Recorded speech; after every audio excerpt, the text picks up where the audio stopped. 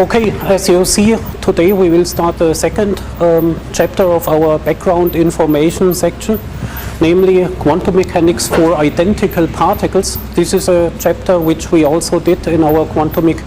Actually already know that this treatment that is typical in quantum mechanics approaches is actually already a quantum field theory.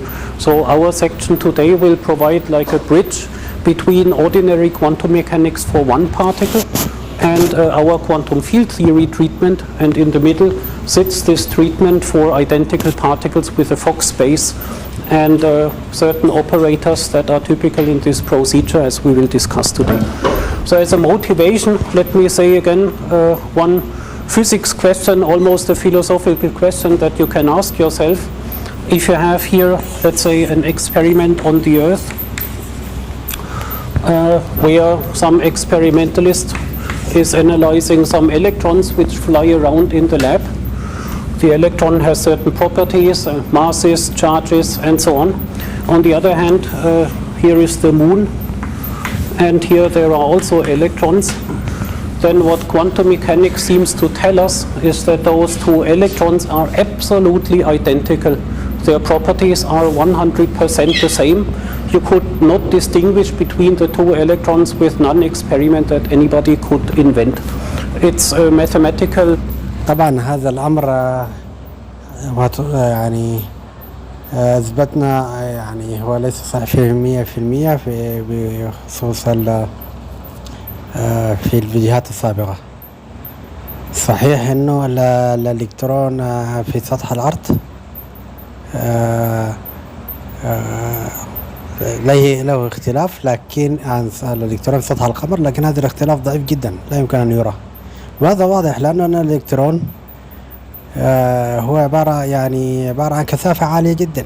يعني تخيل أننا نحن دعنا نقول مثلا لدينا كرة من حديد. هذه الكرة من الحديد كثافتها معروفة عالية جدا، وأدخلناها في الماء. ماذا يفعل الماء فيها؟ طبعا الماء لديه انضغاط، يعني يضغط الكرة من جميع الاتجاهات، لا تؤثر عليها. فيمكن أن نعتبر تأثير ضغط الماء على الكرة يساوي زيرو. لكن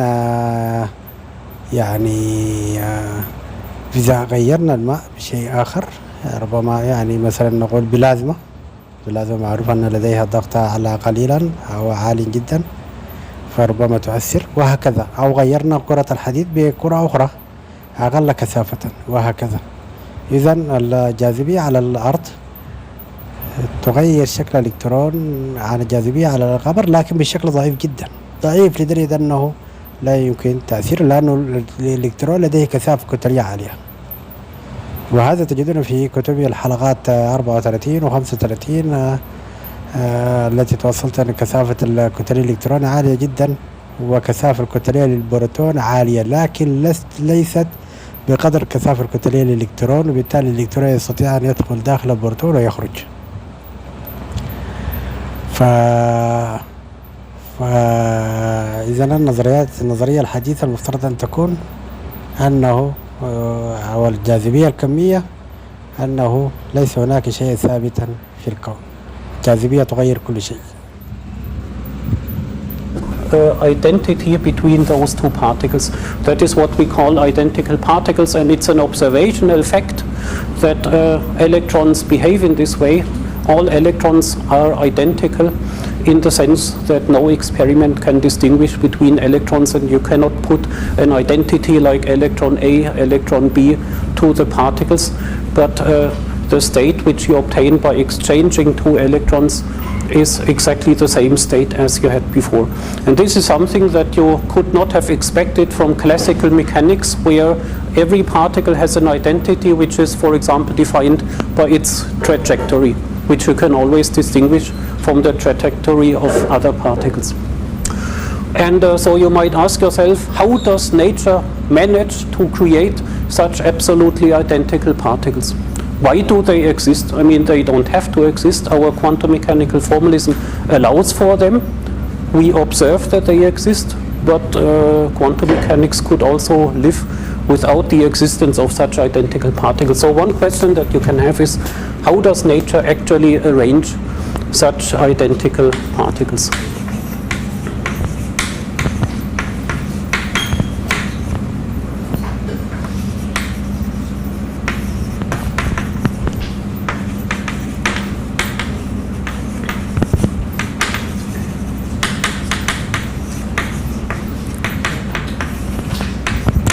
And at the end of the section, we are able to give at least one possible answer in terms of quantum field theory. But let us begin with a repetition of quantum mechanics 2, construction of a multi-particle theory.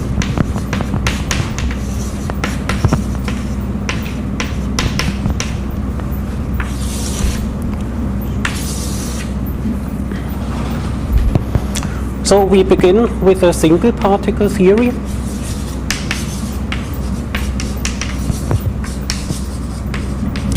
And as a single particle theory, we take something which is familiar from ordinary quantum mechanics treatments, namely a theory for a non-relativistic particle in 3 dimensions, which is given by some Hamiltonian H. And for the time being, I use a hat for operators.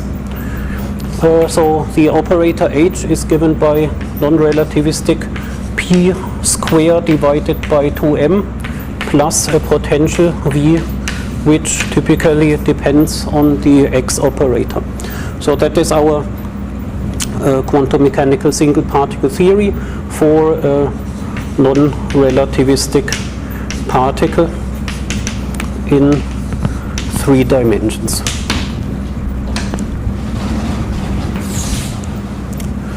All right, what one always has to do in a quantum mechanical treatment is you need operators, but the operators need to act on something, namely on the Hilbert space of physical states. So we need a basis of our Hilbert space of physical states, and here I will provide you with several bases of our Hilbert space of states. Let us call the Hilbert space of states curly H, and at the moment it is a one particle state because we are still in the single particle theory, so I call it H1. Is there a problem? Not enough light, or?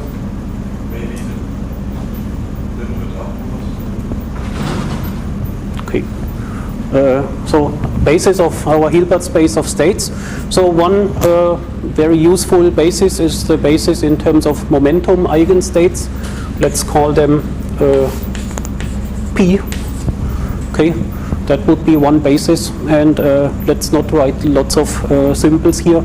You know what we mean when we write down those states. They are eigenstates of the momentum operator with eigenvalue P in 3 dimensions. An alternative basis of the same Hilbert space would be one in terms of position eigenstates. Position eigenstates are denoted as x vector, and they are eigenstates of the position operator x hat with eigenvalue x. Third, there could be a basis in terms of energy eigenstates. For example, let me call them here En. They are eigenstates of the Hamiltonian.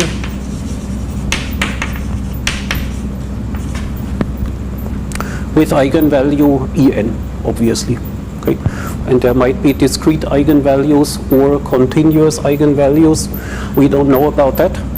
And sometimes the momentum eigenstates are at the same time also energy eigenstates, and sometimes they are not.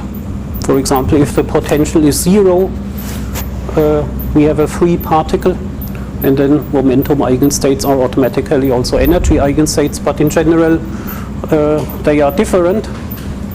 But anyway, we can have a basis of our Hilbert space in terms of all of those eigenstates, and there are infinitely more choices of possible bases of our Hilbert space.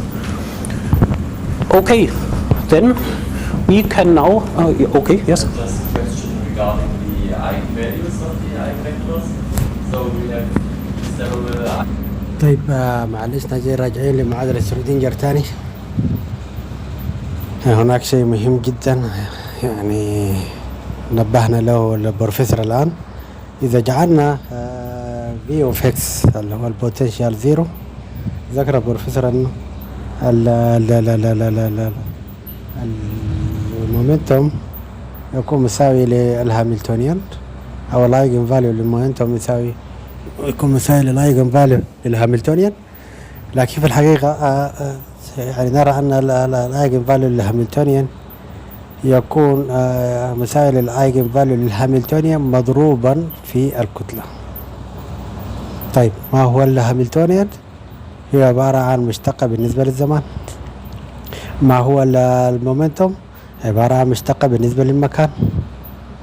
طيب ما هو الشيء الذي ثابت التساوي؟ هو الكتلة. وهذا يعطينا طبعا مشتقة بالنسبة للمكان يعني معدل تدفق المكان، ومشتقة بالنسبة للزمان يعني معدل تدفق بالنسبة للزمان. وهذا يعطينا نفس الفرضية التي ذكرتها مرارا وتكرارا في الفيديوهات السابقة، أن الفرق بين معدلات تدفق المكان والزمان هي الكتلة M.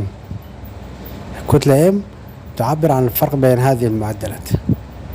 وهنا نجد أن الكتلة M مضروبة ضرب وليس مجموعة جميعية، وبالتالي نقول أنه النسبة بين معدلات تدفق المكان والزمان هي الكتلة M، وهي مشابهة تماما لمعادلة في الفيديو السابق، حيث أنه دي آر على دي تي يعني التدريج في محور المكان على التدريج في محور الزمان يعطينا معادلة أو يعطينا حدود من بينها الكتلة M كابيتال. نلاحظ أن الكتلة M كابيتال في المعادلة السابقة في المقام، ثم هناك علامة ناقص، ثم تكون في البسط مرة أخرى. فالمهم الشاهد في الأمر أن مرة أخرى معادلة شرودنجر تثبت صحة كلامي أن الفرق بين معدلات تدفق الزمان والمكان هي الكتلة M. الكتلة M هي مسؤولة عن معدلات تدفق الزمان والمكان، وهذا واضح من نظرية أينشتاين. نظرية أينشتاين تخبرنا بالتايم دايليشن. التايم دايليشن يعني معدل تدفق يعني نقصان معدل تدفق الزمان أو زيادة الفترة الزمنية. طبعا الفترة الزمنية هي معدل هي معكوس معدل تدفق الزمان، والفترة المكانية هي معكوس معدل تدفق المكان. فمعادلة شرودنجر تخبرنا بهذا جيدا، تخبرنا بهذا أن الكتلة هي التي تؤثر في معدلات تدفق المكان والزمان. طيب نرجع مرة أخرى.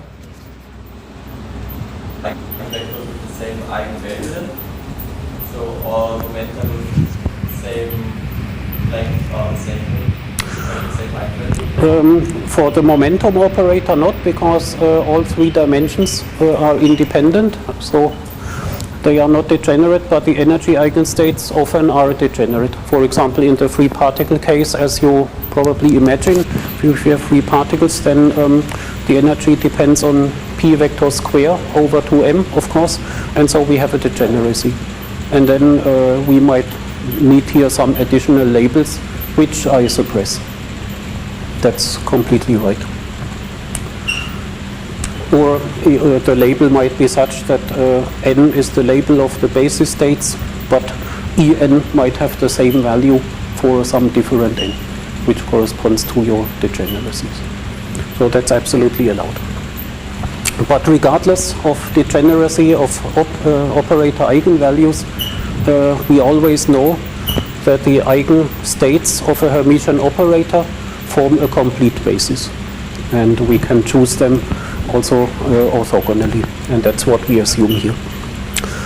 Now that ends our discussion of the single particle theory, and then we can go to the multi-particle theory, which we do by a postulate, and this is an additional postulate of the quantum theory in agreement with such observations, namely actually we would now postulate that there is not only the possibility of have a single particle of that type, but actually this particle defines something like what we would call a particle type, a type of particle, and this particle type can exist once, or it can exist twice or 3 times.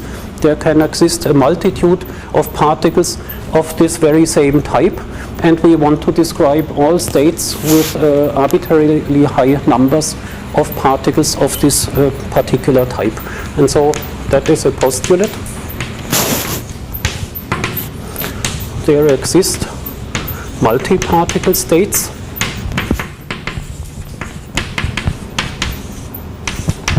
for indistinguishable particles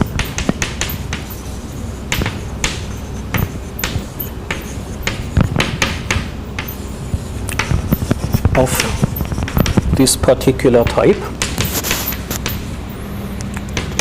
and an important sub-postulate is that the states describing these multi-particle systems are completely symmetric or completely antisymmetric in exchange of the different particles.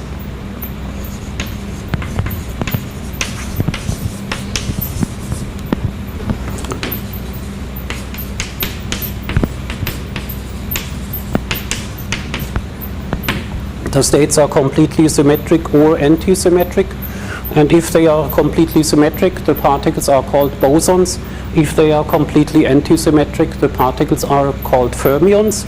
And in this lesson today, we only consider the bosonic case, so we today assume that our states are always completely symmetric. That is just to be concrete, not because the fermionic case couldn't be treated, it could be in the same way. Then we have a new Hilbert space of states, and this space has a new name, namely it is called a Fock space. A Fock space is a space which we obtain by going from the single particle to a multi-particle theory, and its basis is constructed in the following way.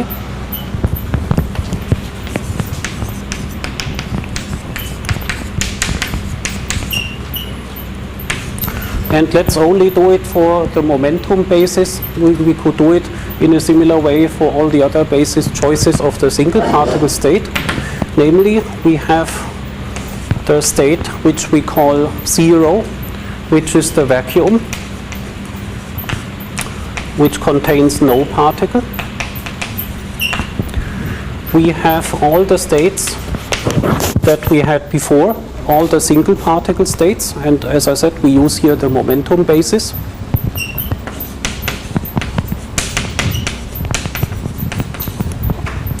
We also have 2 particle states, which in the momentum basis we write with 2 labels, P1, P2, and they are totally symmetrized. So if you remember quantum mechanics 2, at some point we also dealt with an unsymmetrized 2-particle Hilbert space, but in this Fock space only the symmetrized spaces appear. So only such states exist. The state where the order matters, it just doesn't exist at all in our description. So this would be 2-particle states, and so on, up to infinity. And the linear combination, or the possible linear combinations of all those states form our complete Hilbert space. That is the definition of a Fock space.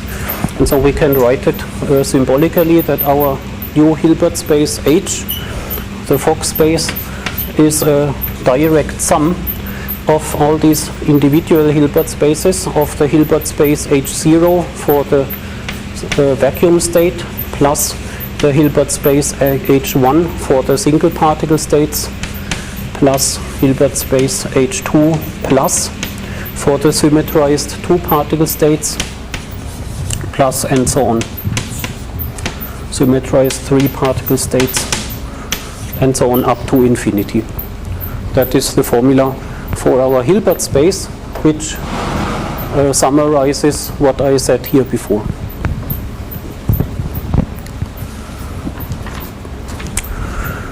Now, how can we do quantum mechanics on that Hilbert space? Well, we need operators like Hamiltonian and other operators of interest, and it turns out that it's very useful and very efficient to introduce a particular new set of operators which is adapted to the fact that our states can now have arbitrary numbers of particles, and so the efficient operators are creation and annihilation operators, which we can define. A creation operator is something which produces out of a certain state another state with one particle more. Annihilation operator is one which removes one particle, and so with these creation and annihilation operators we can go between these different n particle subspaces, and they are very useful. So let us define them.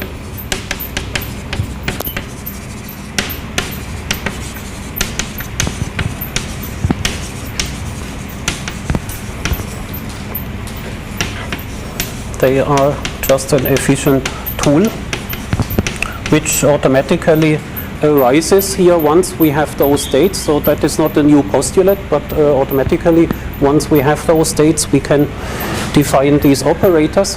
And by the way, let me just add here the remark: choose P, and we could also with all the other bases. So that is just our choice to write something concrete. And okay, so for this concrete choice of momentum basis, we write here our creation operator in this way: A dagger with subscript P vector.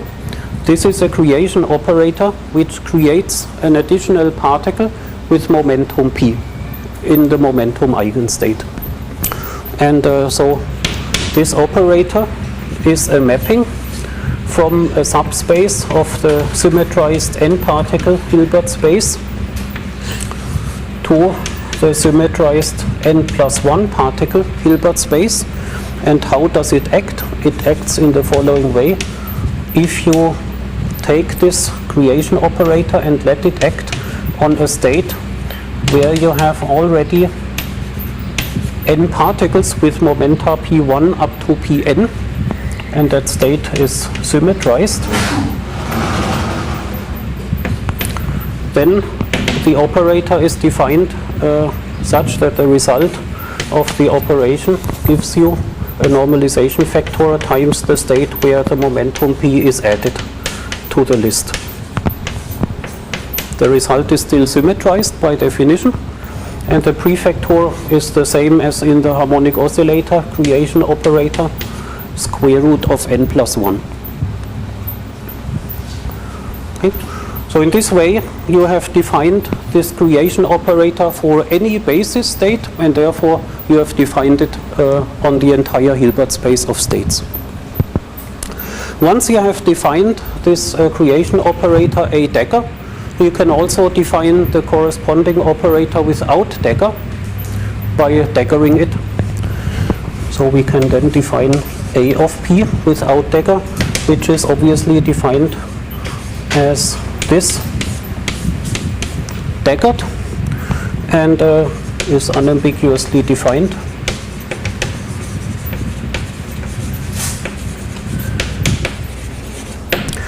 And therefore we do not have to write down how it acts, because you can completely reconstruct the action of the annihilation operator from the action of the creation operator. And the only relationship which I will write down, it fits over there, is the action of the annihilation operator on the vacuum. Namely, what happens if you act with an annihilation operator onto the vacuum. Then you obtain the action by daggering the previous expression, and you see that if you act with a dagger on anything, you will always obtain a state with at least one particle. Therefore, the vacuum can never be the result of a dagger acting on anything. And that means if you act with A on the vacuum, you get the zero vector. So you get 0.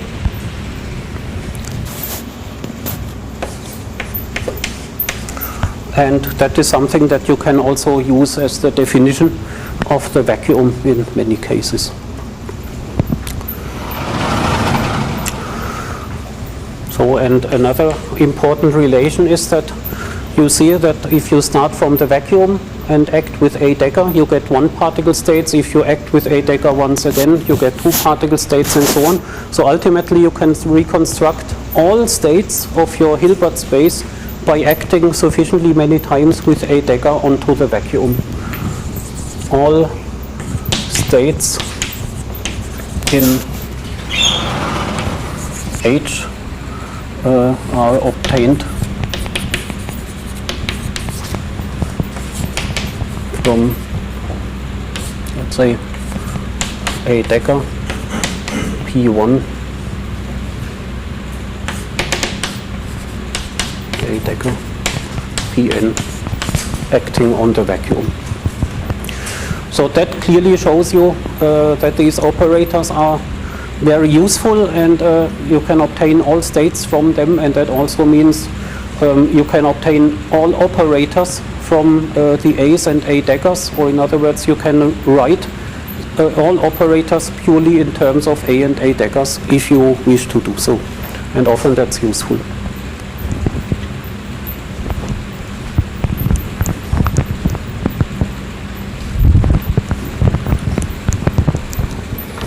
So then you do a small computation, and we don't do it here, but you do it in quantum mechanics or in exercises, and then you obtain the commutation relation. So for example, you can take 2 different creation or annihilation operators, A of P and A of P prime, and you see that they commute. The commutator of 2 different ones is 0. And on the other hand, if you take one annihilation operator and one creation operator, A and A dagger, then the commutator is non-zero, but in fact it's given by a delta function. In general, the commutator would be the same as the scalar product between the matrix element, or between the 2 corresponding eigenstates, and a typical normalization of that scalar product is a 3-dimensional delta function P minus P prime. So you see the commutation relations of A and A dagger are similar to the ones that you have in the harmonic oscillator. Namely, for every P it's actually really the same, up to the fact that we have here continuously many, and therefore if you have P equal to P prime, you do not get 1, but you would get infinity. That is just because we have a continuous continuum index. Okay, so this is an important property for the A's, and let us then make explicit what I just said before, namely all operators can actually be completely expressed in terms of A and A dagger. So let us write that down, how it looks like for a few typical kinds of operators. So as I said, all operators can be expressed in terms of A's and A daggers, and let us do it for what is called one-particle operators first. What are one-particle operators? One-particle operators are operators which, even in a multi-particle state, only act on one of the n particles at a time. And those are precisely the only operators which exist in the original single particle theory. If you have a single particle theory, every operator acts precisely on this single particle and on nothing else. So those operators from the single particle theory still exist in the multi-particle theory also, and they are interesting and important. And they have the effect that they individually act on the first particle, then on the second, then on the third, and so on, but they only act on one particle at a time. And they should now be expressed in terms of A's and A daggers. So let us define such a single particle operator. It is initially defined on the single particle theory only, and in order to define it we can write down its matrix elements, for example in our basis of momentum eigenstates. So initially let's call it T, so a single particle operator for me is now called T.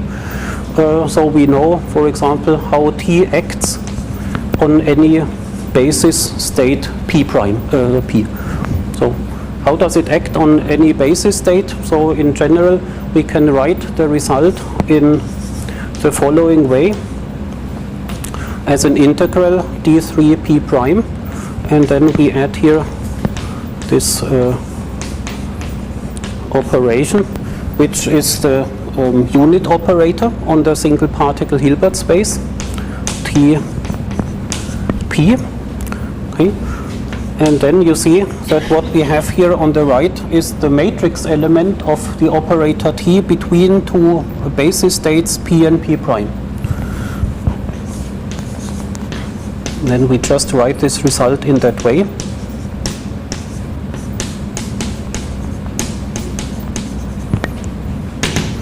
So where we have defined the abbreviation T with two indices corresponding to the matrix element between those two basis states.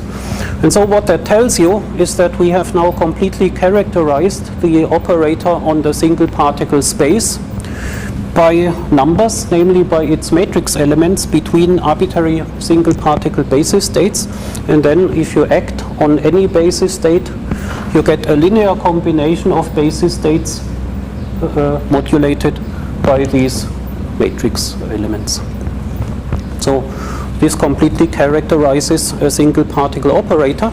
And now we want to express this operator on our multi-particle theory, and for that we can define an expression in terms of A's and A daggers. Namely, let us define T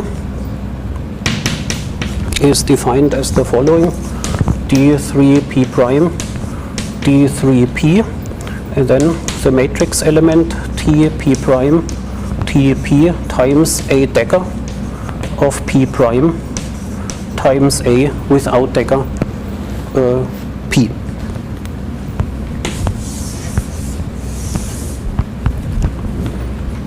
This is our definition. And now without calculation, because that is quantum mechanics 2 material, you can immediately check that if you apply this operation onto that basis state, it gives you exactly the same result as before.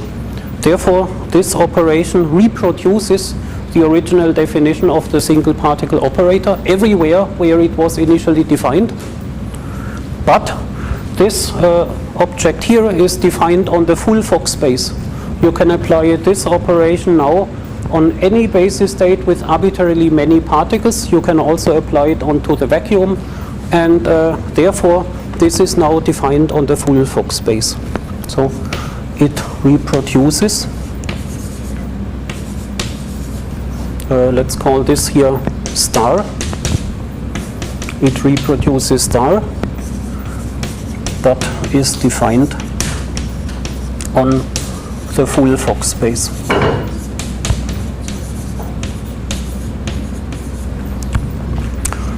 And the physical meaning is what I said before. So if you take an n particle space like this one here or that one, and you act with it with that T on that state, then what you get is T first acts on the P1 state plus P acts on the P2 state, plus and so on up to T acts on the Pn state.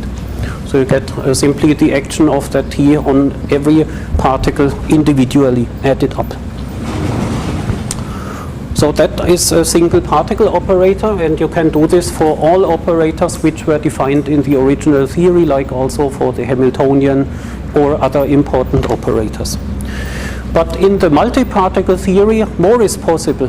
We do not only have to have single particle operators where all the particles are independent, but we can now connect two particles. And you might want to do that. For example, you might be interested in the Coulomb interaction between two electrons. And then you might want to have an operator which describes this Coulomb interaction between pairs of electrons. That would not be a single particle operator, but you need two particle operators for that.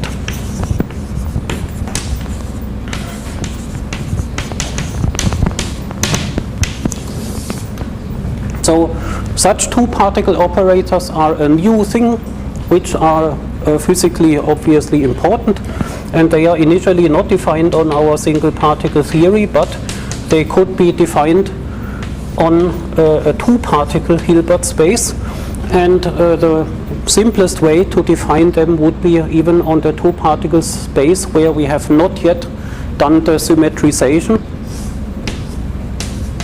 No plus. Okay. So if we define them initially on that space, then we can define them also via matrix elements, and so we would have a matrix element like this with four indices, P1 prime, P2 prime, and P1, P2, and this matrix element would be a matrix element of an operator which I call W hat, which is defined on a two particle Hilbert space. So it's a matrix element, and on the left we have a two particle state with P1 prime, P2 prime, and on the right we have a two particle state with P1, P2. And such operators can exist, they can be defined, and as I said, a good example would be the Coulomb interaction between those two particles. And then we get such matrix elements as well, and once we have those matrix elements, we can again define the analogous expression. We can define W hat, okay, let me add here hats, T hat as well. W hat is now defined as a fourfold integral with a factor 1/2 for symmetrization. So we have D3 P1 prime, D3 P2 prime, D3 P1, D3 P2, and then obviously the matrix element W P1 prime, P2 prime, P1, P2, and then A's and A daggers. First A dagger P1 prime, A dagger P2 prime, and then two A's. But here the order is interesting. What one needs in general is the opposite order, A P2, A P1. So here the order is flipped. That is actually not important for bosons, but it is important for fermions.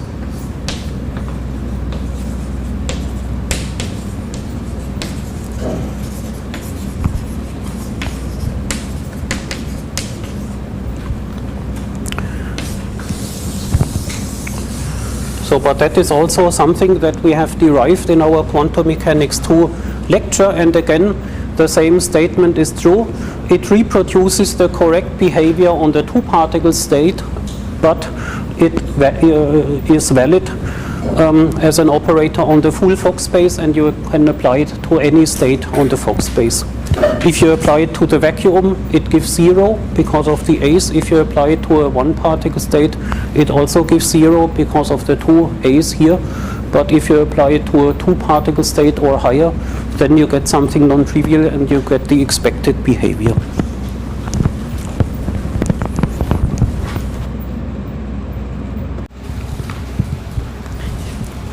Okay, and so with all of this in mind, we can now write our new Hamiltonian for the multi-particle theory.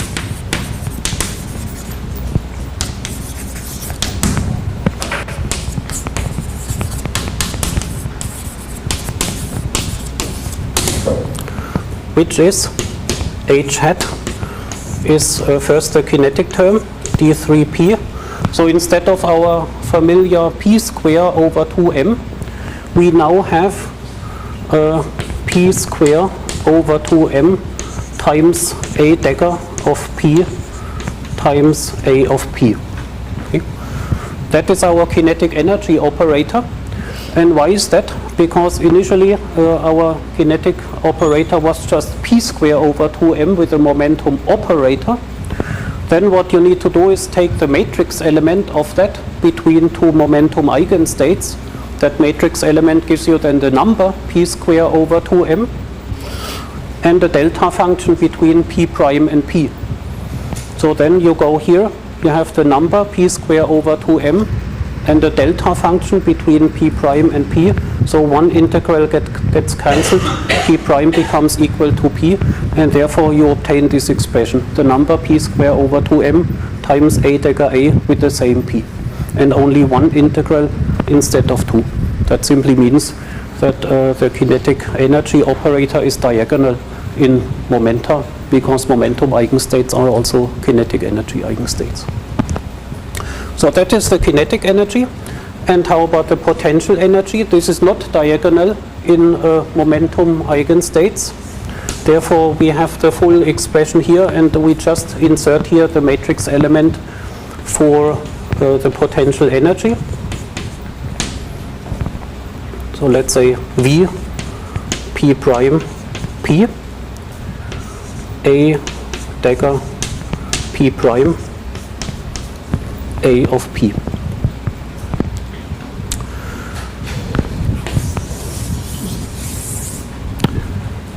Question I mentioned now a few times, Coulomb potential or Coulomb interaction between different particles. This potential here, can this not be the Coulomb interaction?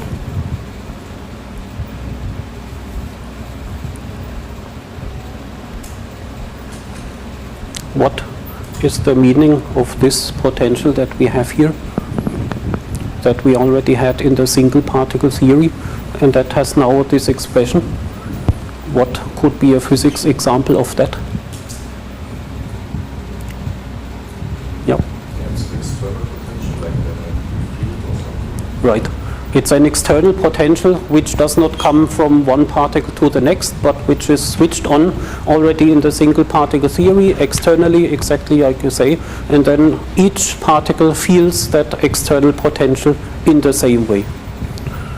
So طبعا هذا أيضا يدل على يتفق مع نظريتي أن الفي الماتريكس الفي بي برايم بي يعتبر external potential، وهذا يعني هذا الاكسترنال بوتنشال يكون من طريق يطبق على الفضاء ككل بما فيه جسيم، بما فيه البارتكل.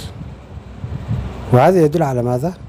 هذا يدل على أن التفاعل، وسط التفاعل هنالك طاقة، كثافة طاقة في وسط التفاعل تمارس على الفضاء ككل ما فيه هذا الجسيم، وبالتالي ما يفعل الفضاء ثانوي الأبعاد هو طرد هذه الطاقة. إذا زادت عند الحد عن الحد الحد المسموح يتم طرد هذه الطاقة.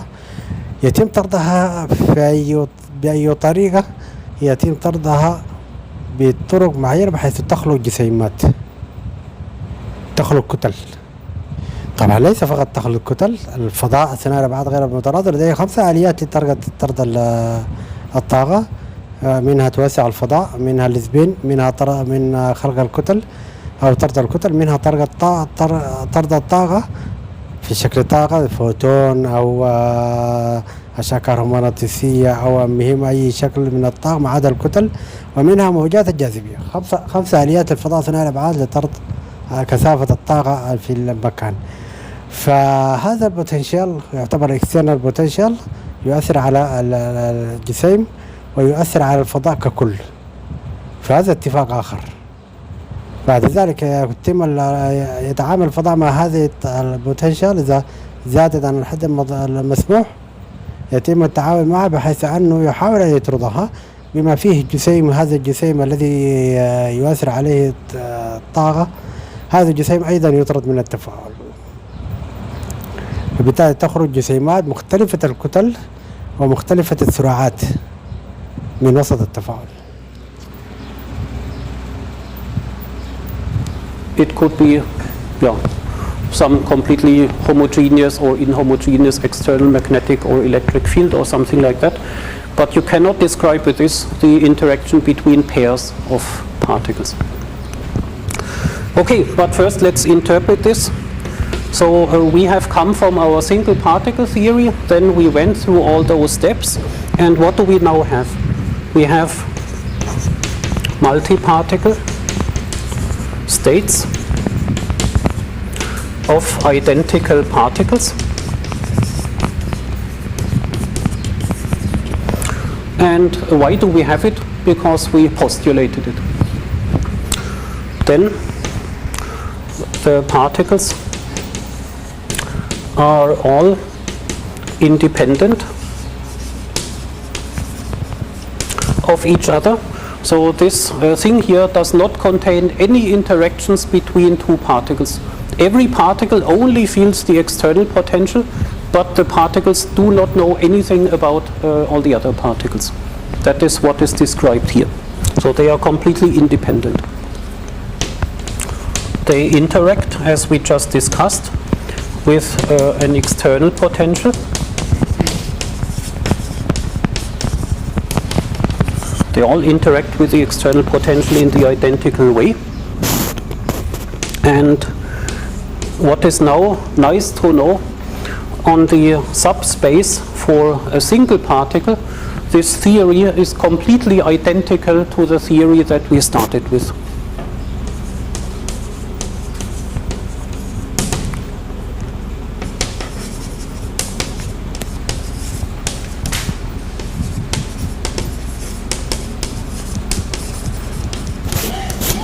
Okay.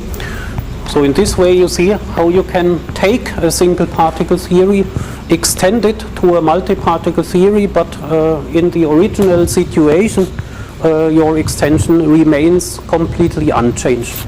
That is important to know.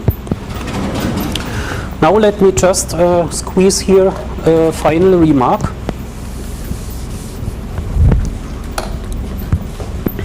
So there is now a new possibility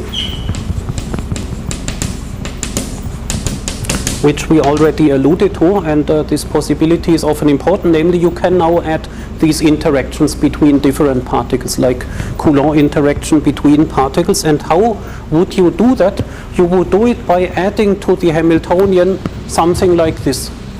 If you add to the Hamiltonian an operator like this, which connects pairs of particles, then you can describe additional interparticle interactions. So you would replace your Hamiltonian by a sum of the single particle Hamiltonian plus such a two-particle operator. Then you can describe, for example, Coulomb interactions between particles.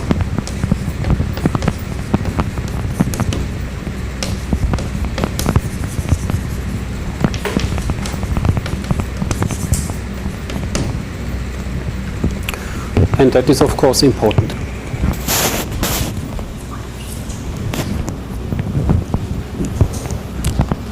Okay, so this is the status more or less that we have reached in our quantum mechanics 2 study.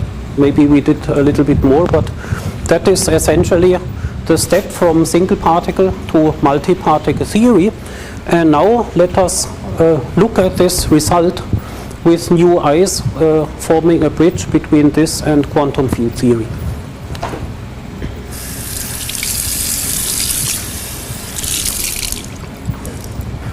So actually, 2 years ago, when I did the quantum mechanics 2 lecture, I spent a lot of time, actually 3 entire lectures were devoted to this interplay or interface between quantum mechanics and quantum field theory. So this is on the YouTube videos from 2 years ago. So if you want more details that we can cover today, you can also watch those videos. And what I will give you now in the next half hour or so is a summary of this.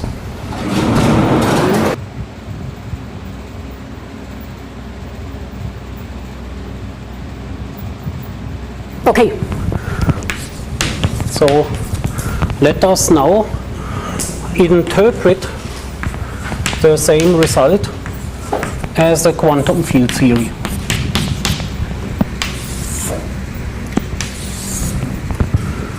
And so in very loose terms, a quantum field theory is simply a quantum theory where the basic operators are depending on x.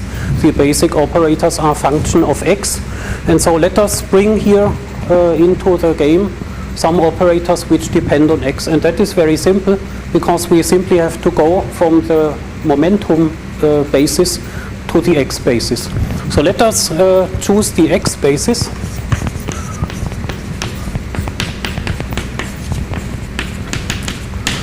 And first write down some relationships.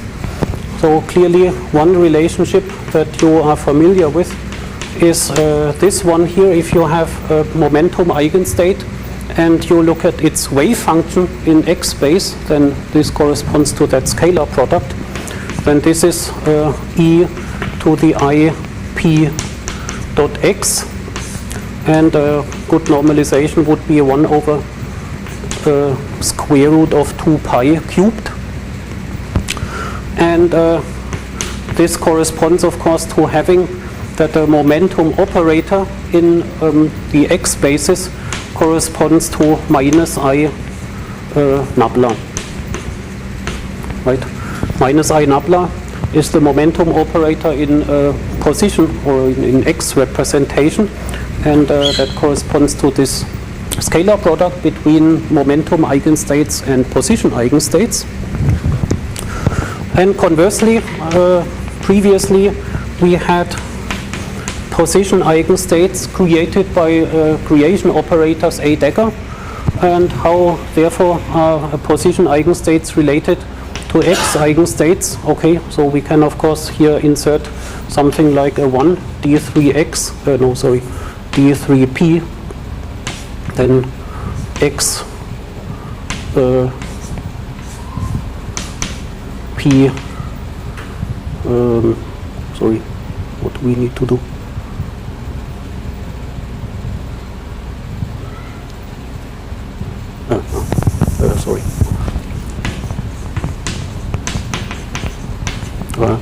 Okay, so if we integrate like this, then this here is the unit operator. We act with it on x, and so then we have here the opposite scalar product, and therefore our x eigenstates are given by d3p times e to the minus I p dot x divided by square root of 2 pi cubed times a position, a momentum eigenstate. Okay, so this is another equivalent relationship between x eigenstates and momentum eigenstates. They are basically Fourier transformations of each other. And so now this is created by the creation operator A dagger of p, and that should be created by a creation operator A dagger of x. And so therefore we now know how the appropriate creation operators are related, namely by the same relationship. And so this defines also something like A dagger of x, creation operators for those x states. And now we will introduce, however, a new notation for those operators in x space, and that is simply ad hoc. Let us use the following more complicated notation, namely instead of A dagger of x, we write psi dagger of x, which however really means what we normally would call a dagger of x. So we introduce this maybe nicer notation, and similarly psi without dagger of x is defined as what we normally would call a of x. So we just introduced this more explicit symbolic notation for our creation and annihilation operators for momentum eigenstates. And then this statement over here tells us that we have the following relationship for psi of x, which is really a of x, and it is connected with a of p by this relationship, but we have to dagger the relationship, and then we get d3p times 1 over 2 pi to the power 3 over 2 times e to the plus I p dot x times a of p.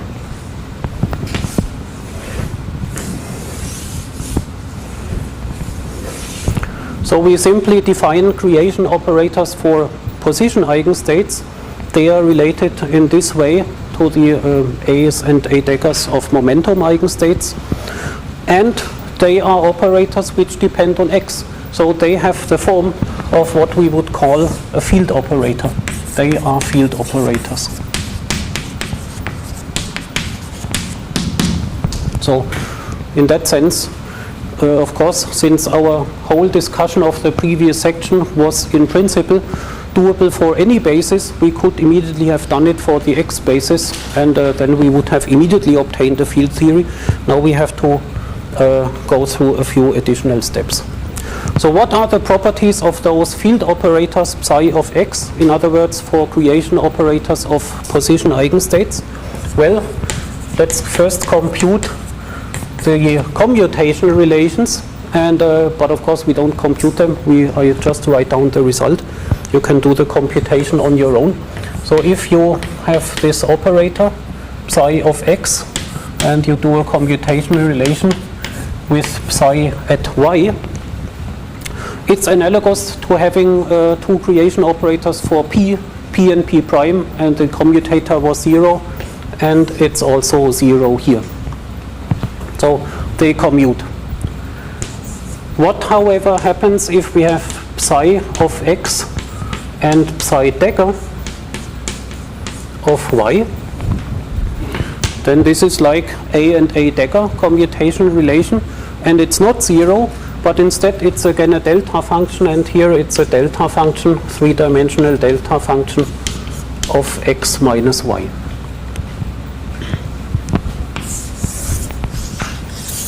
So these are the fundamental commutation relations which follow immediately from the orthogonality of the corresponding basis states, x and y states, and they are completely equivalent to the corresponding relations in momentum space, and you can also explicitly compute it. So طيب نقف هنا قليلا. يعني هناك فرق بين هذه النظرية ونظريتي في هذا الأمر. النظرية التي تتعامل بالتفاعلات المادية كما شرحته، بينما تتعامل بالتفاعلات المادة مع الفضاء. فمثلا psi of x commutator with أو commute with psi of y، هنا يعطينا 0، هنا يعطينا 0، وهذا يعني ما دام الصاي يعني ربما يكون جسيما واحدا لأنه لا يوجد برايم، وهذا يعني أنه commute يعني with each other، يعني ما في توكن أو ما في effective أو effection مثلا، لا يتأثران ببعضهم البعض.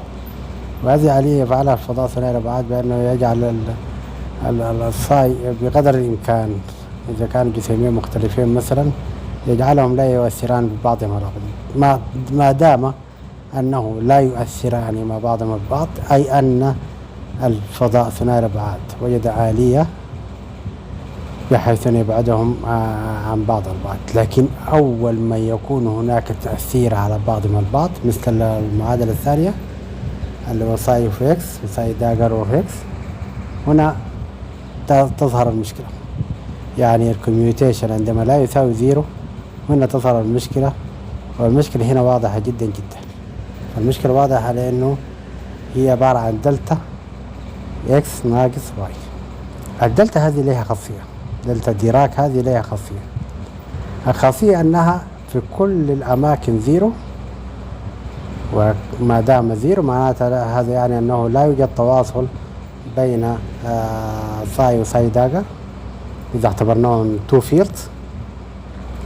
لكن في مكان واحد عندما اكس يساوي واي، في هذا المكان الدلتا تكون لا نهائي. واكس يساوي واي ماذا يعني؟ يعني كثافة عالية للطاقة، كثافة عالية للطاقة عندما اكس يساوي واي.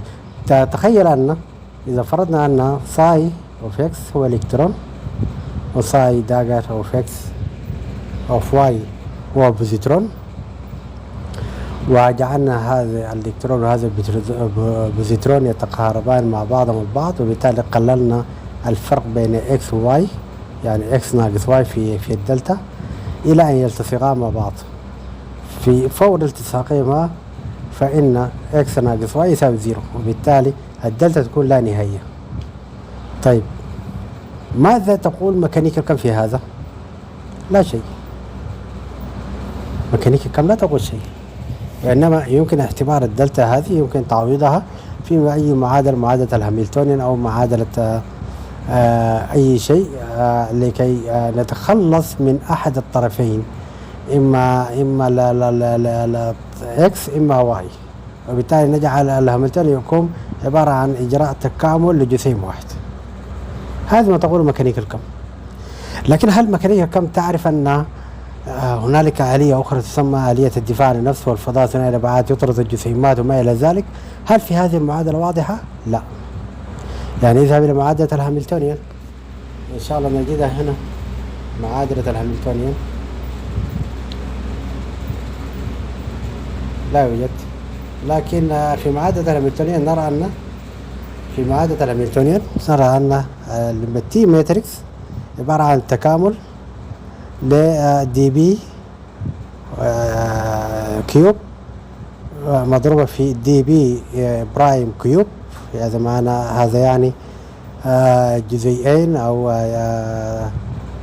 تو بارتيكلز مضروبة في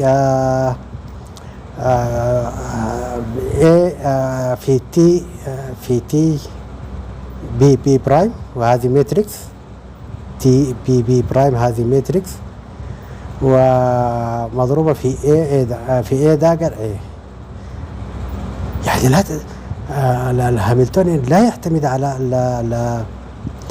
على لا يتنبأ بأن هنالك كيان آخر موجود في هذا الفضاء. هذا الكيان يسمى فضاء ثنائي الأبعاد، يستطيع أن يدافع عن نفسه في الطاقة العالية. فبالتالي الهاملتونيان هذا إذا زاد عن حده ماذا يفعل الفضاء ثنائي الأبعاد؟ فإنه يضطر إلى تقسيم هذا الهاملتونيان. فنحن محتاجين أن نضيف حد لهذا الهاملتونيان بهذه الصيغة الرياضية عند إجراء التكامل له. هذا الحد يخبرنا أن هذا الهاملتونيان لا يمكن أن يصل ما لا نهاية في حالة أنه الإكس تصغر إلى الصفر، وربما هنالك شيء يكون بعلامة ناقص. هذا الشيء يجعل أن الهاملتونيان يضعف عندما تؤول إكس إلى الزيرو، أو تؤول بكمية التحرك إلى ما لا نهاية. نحتاج إلى هذا الأمر. ربما يكون في معادلة الدالة النفسية، هذه المعادلة ربما تكون في معادلة الدالة النفسية. يعني ننظر المعادلة، إذا ذهبت إكس إلى الزيرو نجد أن بي يساوي ما لا نهاية. لا، هذه خاطئة تماما. المفترض إذا ذهبت إكس إلى الزيرو بي تذهب إلى الزيرو في هذه المعادلة، اللي هو الانتجريشن اوف اكس وبي. مفترض ان عندما تذهب اكس الى الزيرو تذهب بي الى الزيرو.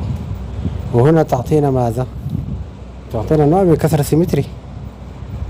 السيمتري ينكسر هنا، يعني المفترض تكون المعادلة كلها عبارة عن معادلة ثابتة، لأن هي قيمتها تعطينا نمبر، والنمبر عبارة عن ثابت.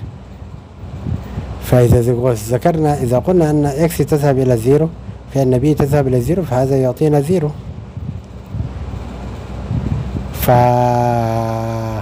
فهذا الأمر لن يعطينا ثابتا،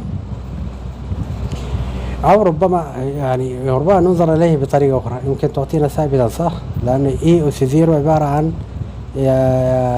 عن الواحد، وبالتالي تكون المعادلة يساوي واحد على واحد على 2 باي بس 3 على 2، وبالتالي تصبح القيمة ثابتة. ربما يكون هذا.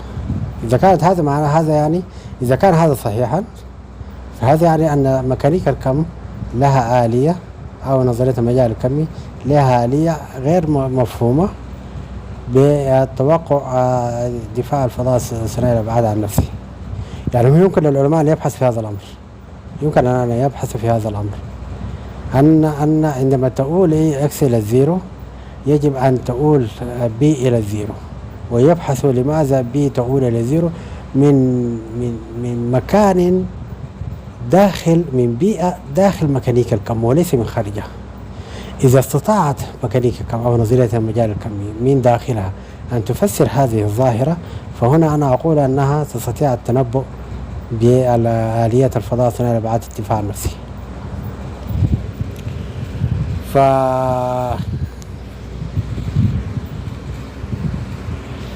أيضا هنالك شيء ما يمكن أن نشير إليه هنا.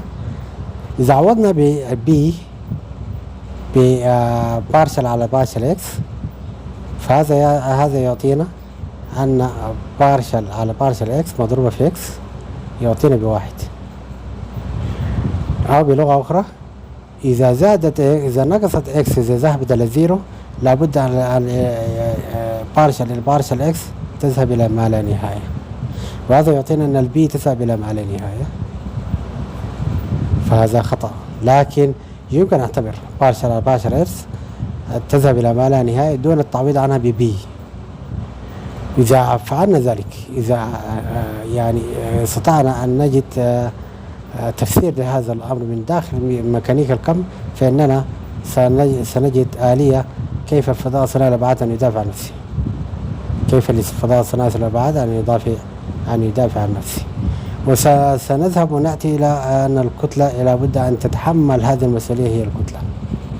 ربما الكتلة تضعف في هذا الفضاء الذي يكون معدل تدفقاته عالية، هذه الكتلة لابد لها أن تضعف.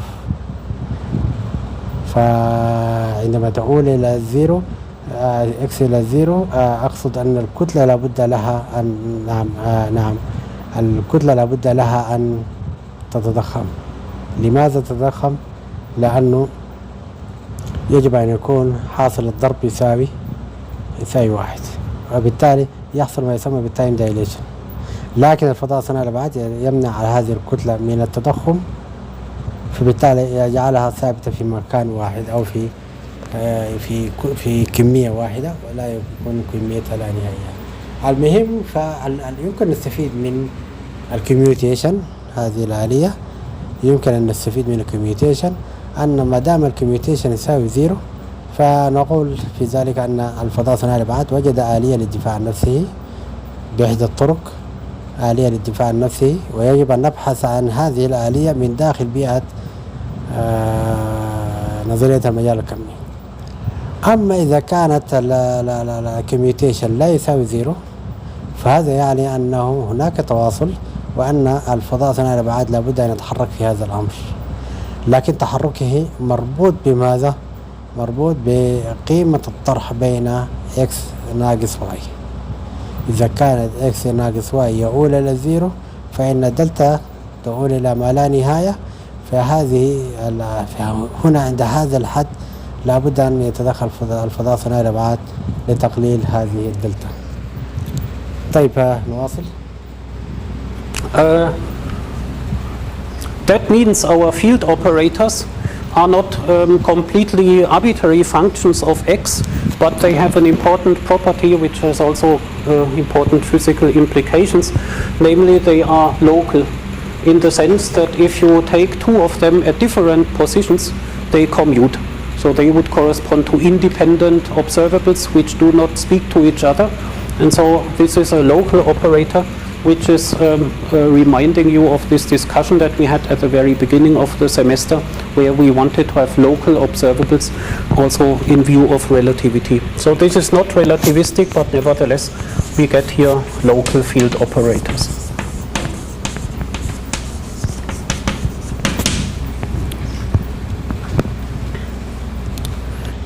طبعا هنا أيضا إذا الأمر الذي شرحناه قبل قليل يتعامل بما يسمى باللوكاليتي. فإذا كان الفيلد لوكال فإنه له يكون أو مجموعة من الفيلد إذا كانت لوكال فإنها يكون لديها تواصل مع بعضها البعض، وهنا يتدخل الفضاء ثنائي الأبعاد غير متناظر بحيث أنه يبعد هذه اللوكاليتي. هناك أمر غريب طرأ على بالي الآن وسنقابله إن شاء الله في هذه السلسلة، أنه في حالة الإسبن أن يكون متفقا فإنه لن يحصل انتراكشن. يعني مثلا إلكترون وبوزيترون أو إلكترون وإلكترون، إذا كان الإلكترون والإلكترون الإسبن لهما متفقا فهنا يحصل انتراكشن ويؤول إلى أحد السبينز إلى الجهة المعاكسة حتى يستطيع الإلكترونان أن يسكنان مستوى طاقة واحد. طبعا هنا فيه كمية من الاكتشافات والتفسيرات العلمية الخطيرة جدا جدا. لا يمكن لإلكترونان لديهما نفس الحالة الكمية أن يتشاركا نفس الطاقة.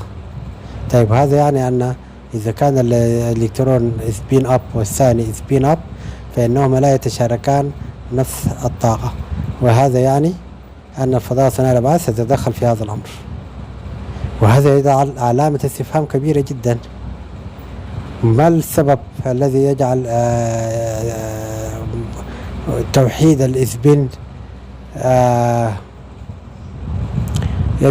الإسبين يفعل آليات الفضاء ثنائي الأبعاد؟ الإجابة يمكن أن نجدها في ما يسمى بالكونفاينمنت للكوارك.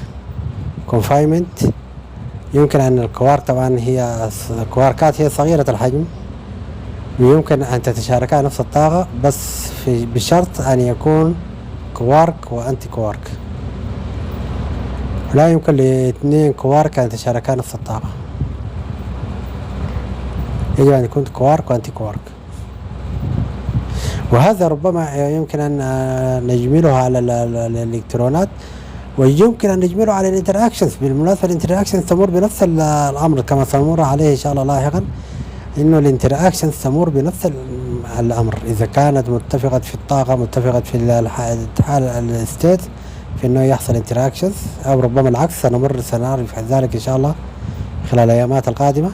إذا كانت لها نفس الستيت فإنها ربما يكون هناك انتراكشن، إذا كان مختلفة الستيت فإنها مختلفة السبين فإنها لن تظهر في انتراكشنز. ربما يكون هذا الأمر خصوصا في الفيرميونز، وهذا يضعنا في تساؤل: ما الذي يجعل السبين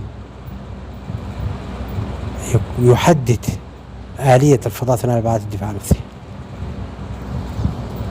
لماذا التفاعلات تحصل في الليفت هاندد؟ سؤال يطرحه علماء ميكانيكا الكم ولا يجدوا له إجابة. لماذا الطبيعة تميل للليفت هاندد؟ لماذا لا تميل للرايت هاندد؟ لماذا الكتلة تنشأ في الليفت هاندد فقط؟ الإجابة في الفضاء ثنائي الأبعاد، والإجابة ليس في الفضاء ثنائي الأبعاد فقط، وإنما في الكونفيجريشن أوف سبيس of 4-dimensional space. أيضا السبيس الفضاء رباعي الأبعاد لديه configurations معينة تجعل هذا الأمر ممكنا أو غير ممكنا. شرحنا في فيديو سابق من هذه السلسلة عن الكومبتون سكاترينج، وذكرت أن الكومبتون سكاترينج لديه هذا السكاترينج يكون بنفس ما يحصل في الذرات. يعني السكاترينج إذا كان في مدار S فإن السكاترينج يكون في جميع الاتجاهات، إذا كان في مدار B فإنه هي السكاترينج الكروس سكشن. السكاترينج كروس سكشن يعتمد على الزاوية ثيتا اللي هي الزاوية بين الإلكترون الصاغط والإلكترون المرتد أو الخارج. هذه الزاوية تسمى ثيتا. فإذا كان الانتراكشن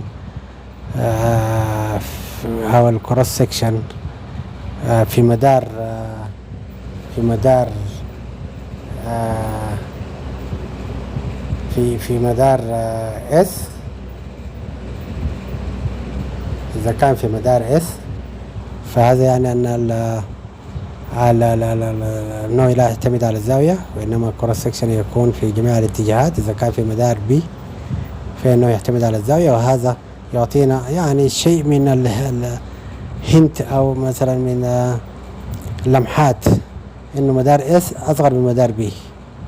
دائما مدار S هو أصغر من مدار B.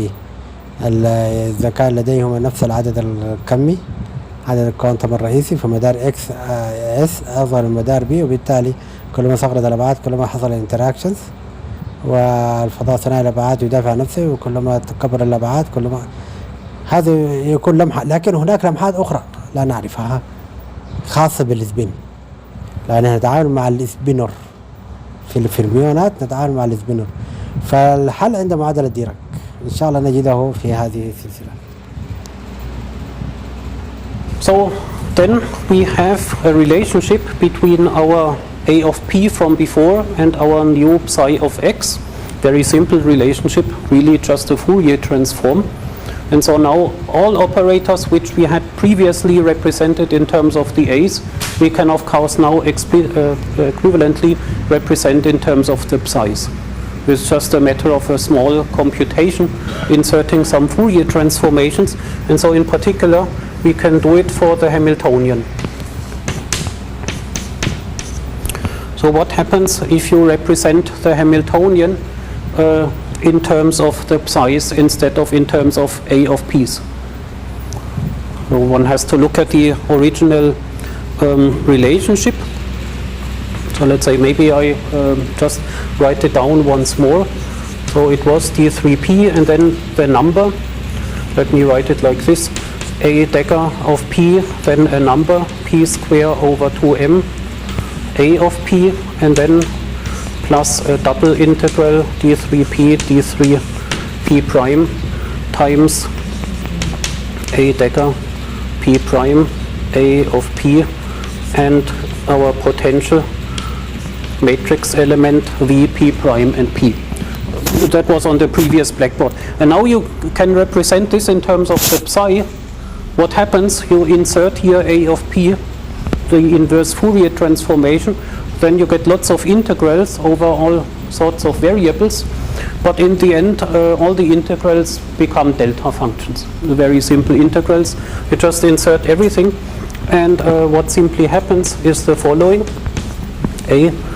So you get, let's say, Fourier transformation, work it out at home, and one noteworthy thing is that also in terms of the Fourier transformation, a momentum variable gets replaced by minus I times a derivative.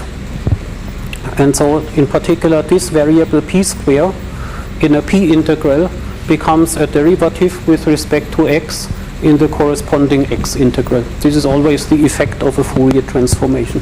So if you go through a few steps, then you obtain that the Hamiltonian now is the following: X integral d3x, and here instead of A dagger A, you have psi dagger psi, psi dagger of X and psi of X, and in between you do not have P square, a number, but instead you have minus I nabla square. So you have a derivative operator, you have minus Laplace divided by 2m.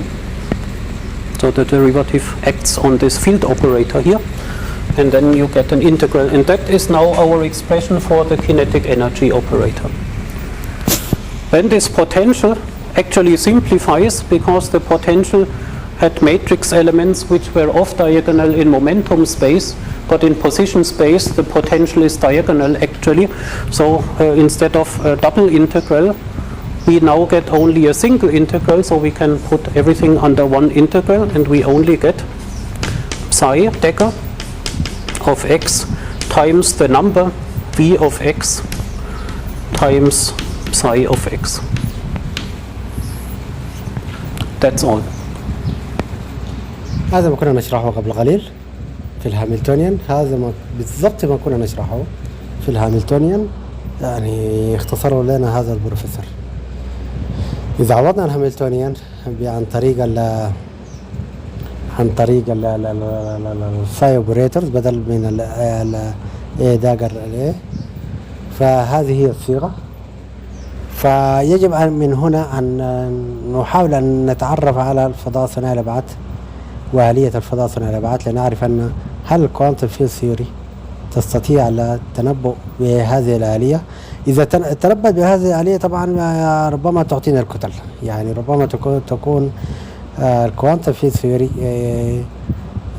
جاهزة بطريقة ما أن تعطينا الكتل من خلال هذه المعادلة مباشرة.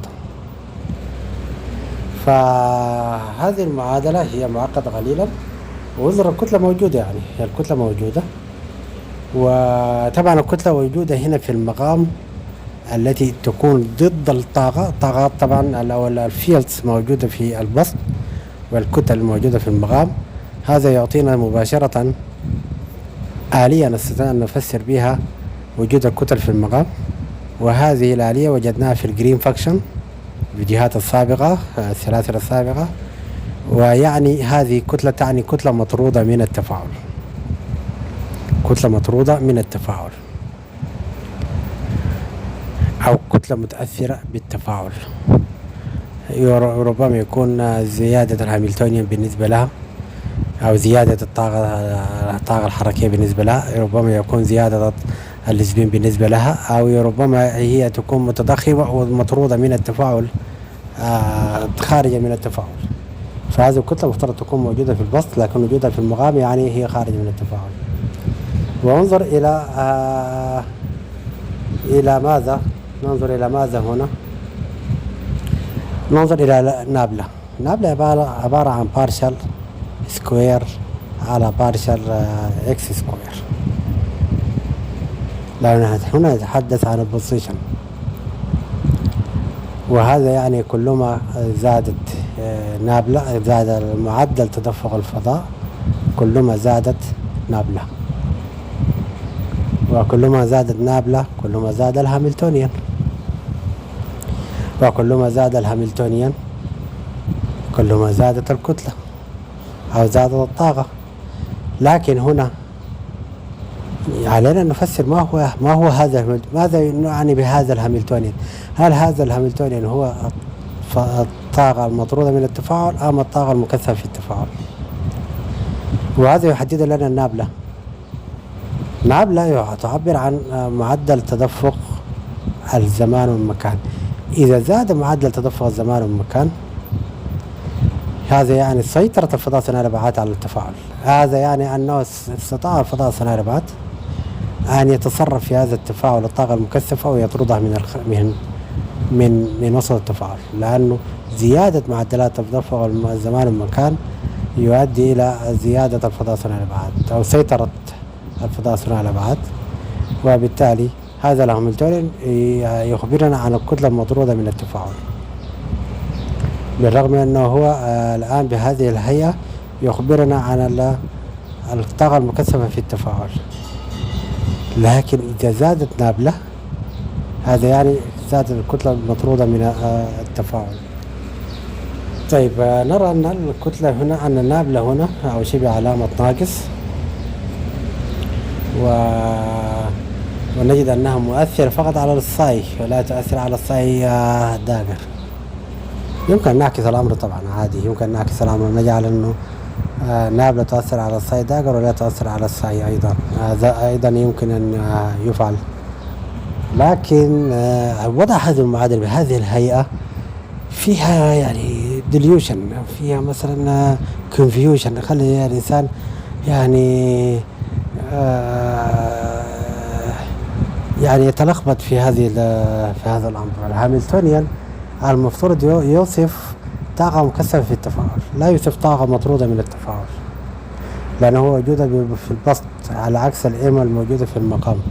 وأيضا انظر اللي هو يتناسب مع ماذا، وأيضا يتناسب مع في اللي هو البوتنشال انرجي، والبوتنشال انرجي تخبرنا بطاقة التفاعل، طاقة مكثفة في التفاعل. فهذا الهاملتونيان يجب أن نعبر عن طاقة مكثفة في التفاعل، لكن في النهاية نجد أن هنالك علامات، هناك حدين متنافسين في هذه المعادلة: الحد الذي يختص بV البوتنشال انرجي، والحد الذي يختص بالنابلة والذي هو علامة سالب. وهذا ربما يكون السبب الذي جعل الهاملتونيان في البسط. إذا سيطر الحد نابلة فإن الهاملتونيان يكون علامة سالب، وهذا يذكرنا بدالة جيبس في الكيمياء. دالة جيبس في الكيمياء إذا كانت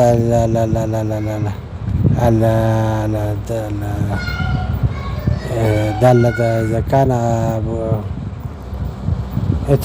اتش جيبس يسمى ماذا، لديه اسم، المهم إذا كان اتش بعلامة ناقص فهذا يعطينا طاقة مطرودة من التفاعل، طاقة حرارية مطرودة من التفاعل. إذا كان بعلامة موجب فيعطينا طاقة مضافة للتفاعل. يعني انظر للتشابه الغريب بين الكلاسيكية والكمية. انظر إلى هذا التشابه.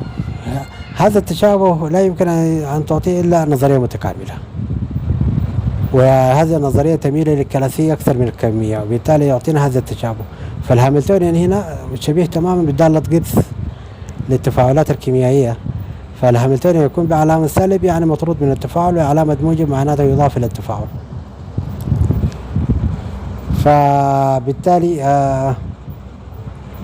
فبالتالي يعني نستطيع أن نركز على هذه الجزئية بالذات، ونستطيع أن نتعرف بعد ذلك على M الدالة على الكتلة M التي يمكن أن تخبرنا بكمية الكتلة المطرودة من التفاعل، بياسة جعل الهاملتونيان سالب، وبياسة جعل النابلة مسيطرة على التفاعل، ونابلة تعبر عن التفاضل بالنسبة للزمن، بالنسبة للمكان، وتعبر عن كمية تحرك. وبالتالي كمية تحرك يمكن أن نقول أن هذه كمية تحرك هي كمية تحرك مطرودة من التفاعل.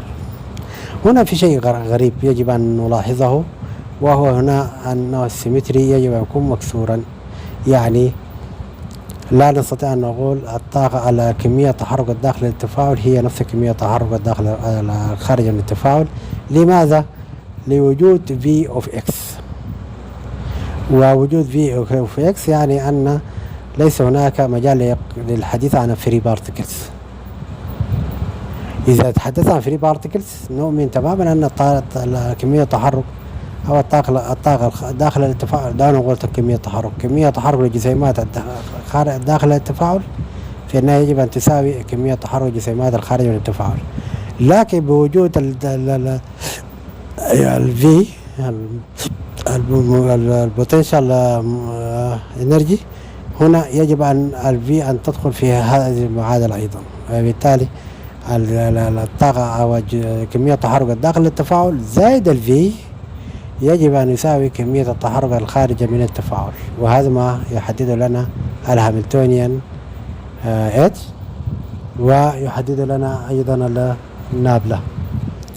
فهذه المعادلة من الأهمية بمكان. أنا سأعمل لها سكرين شوت لأنه مهمة جدا جدا. That is our single part. هذه المعادلات التي نعمل عليها سكرين شوت كلها سنحتاجها في المستقبل إن شاء الله عندما نتعمق في السلسلة.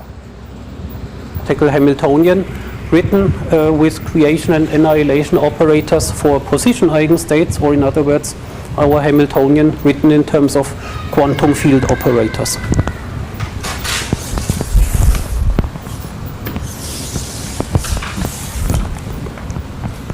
Okay. And you see here this typical operation which you are familiar with from the Schrödinger equation in position space, and here you just have a number v, but everything is multiplied here with operators, with field operators, which are really non-trivial operators depending on x. Now I want to show you a relationship, and I hope it clarifies things or avoids misunderstandings instead of producing misunderstandings, because in quantum mechanics there are many things called psi, and here we have now something called psi, and from quantum mechanics 1, of course, you know also lots of things called psi of x. What are those? Normally those were wave functions for states, single particle states in position space, right? So your psi of x was a wave function, a number valued wave function, which described a single state of a certain quantum particle, and the state was described in position space. That was your notion of psi of x. This psi of x is something entirely different. It's first of all an operator, and it is not specific to any state. It's one universal operator, which is whatever it is, it's this. And it has no dependence on what state it acts on, it's just an operator. And so let's keep this distinction in mind, but on the other hand, there is a relationship between the two objects called psi. Note the following relation to quantum mechanics 1 wave functions.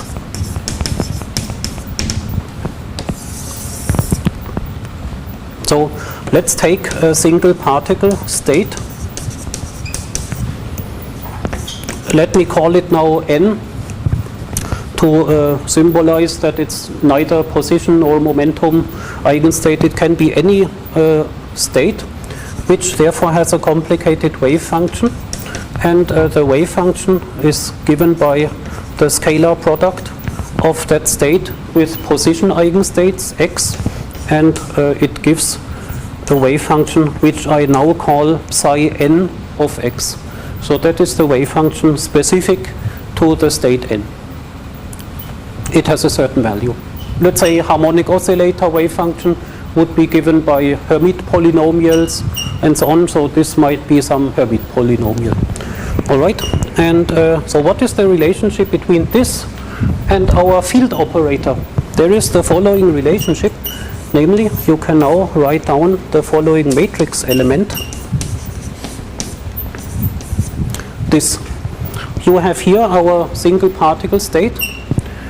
Then you act with it with our you act on it with our new field operator, which contains an annihilation operator for particles at position x.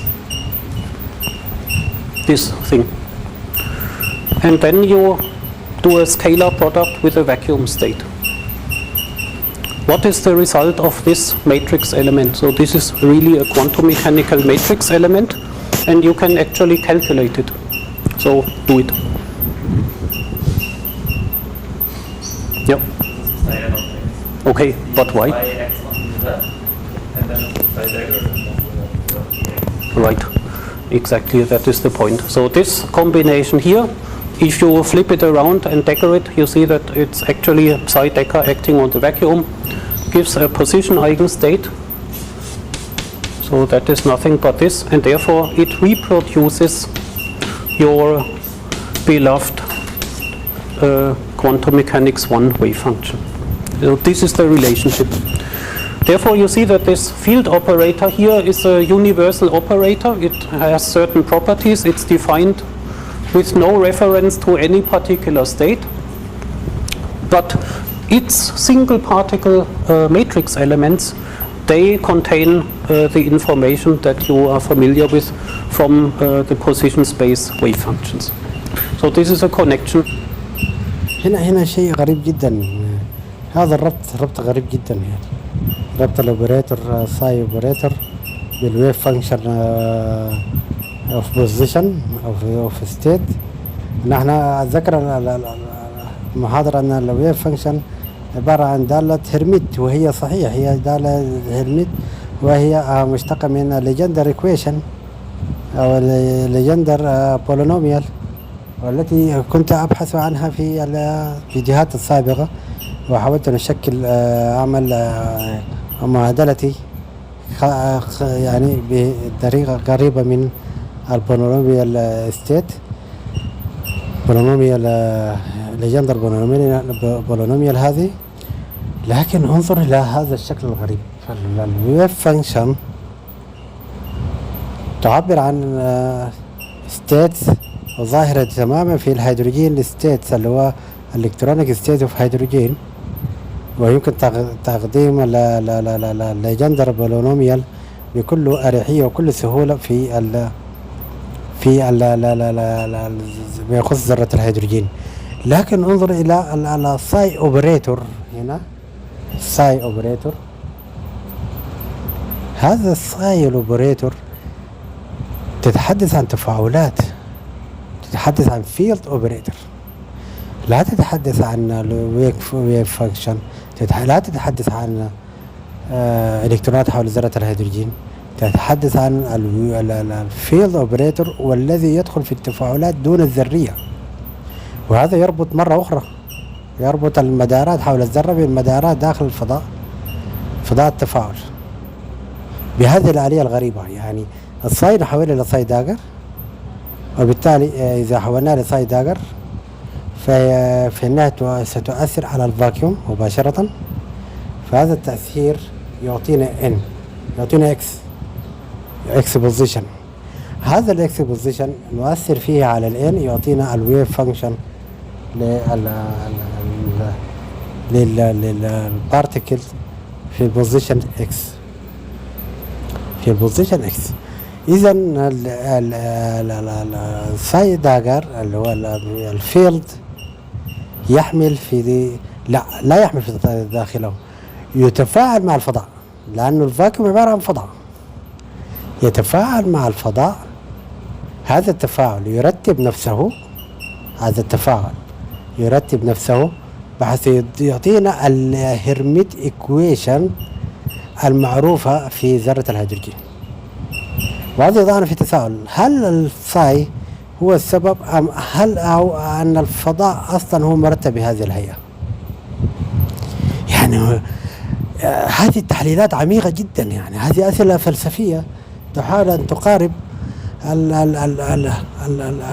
الفضاء التفاعل من الفضاء الخارجي أو وحدة الفضاءات، تحاول أن تثبت وحدة الفضاءات، جميع الفضاء موحد، سواء فضاء ذرة الهيدروجين، فضاء داخل البروتون، فضاء متفاعلات في مصادم الهيدرونات الكبير، فضاء حول الذرة حول الأرض، فضاء حول الثقب الأسود. كل هذا الفضاء فضاء موحد، فضاء ثابت له خواص واحدة. فقط نريد أن نعرف كيف يعبر الفضاء نفسه في هذه المستويات المختلفة، مستويات ضخمة، مستويات صغيرة جدا. ربما من هذه النقطة يمكن أن تعطينا هذا النوع من التعبير، فإن الويف فانكشن الخاص بمستويات ذرة الهيدروجين هو نفسه الويف فانكشن، هو نفسه الفضاء أو الستيت، تعالوا نقول الستيت في التفاعلات العميقة جدا جدا، والتي يمكن أن تكون داخل البروتون، يمكن أن تكون في كوانتم لوب جرافيتي، يمكن تكون في أبعاد بلانك. بالمناسبة الفضاء واحد، صح هناك تغيرات معدلات تدفق عالية، لكن في النهاية هو الفضاء واحد، الفضاء متصل. وبالتالي بهذه الهيئة يمكن تشبيه كما فعل، يمكن تشبيه تماما الQED التي تكون داخل في مستوى ضيق جدا جدا 10⁻18 مع فضاء ذرة الهيدروجين، مع شيء في غاية الأهمية ذكرته في فيديو سابق، الجاذبية العامة. وقد ذكرت أن الجيج انفاريانس والجيج ترانسفورميشن لها علاقة مباشرة بالنسبة العامة. والآن في الفيديو السابق لهذا مباشرة ذكرت أن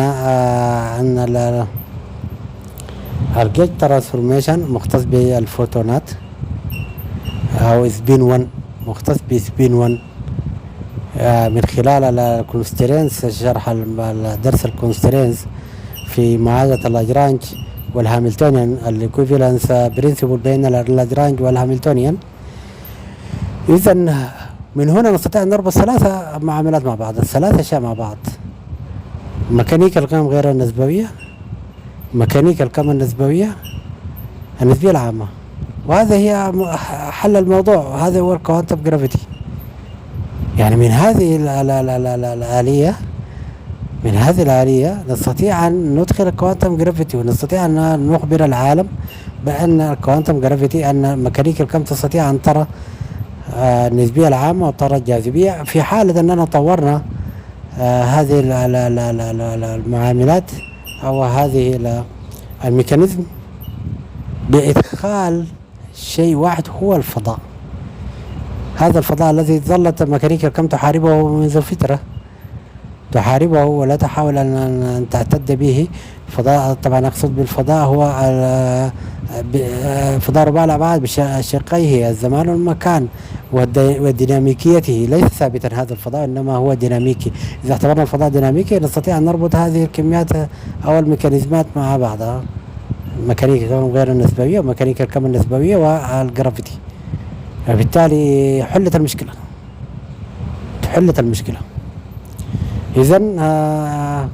إذا هناك لمحات نستطيع أو اقتباسات نستطيع منها الوصول إلى الكوانتم جرافيتي من خلال الكوانتم فيلد ثيوري مباشرة.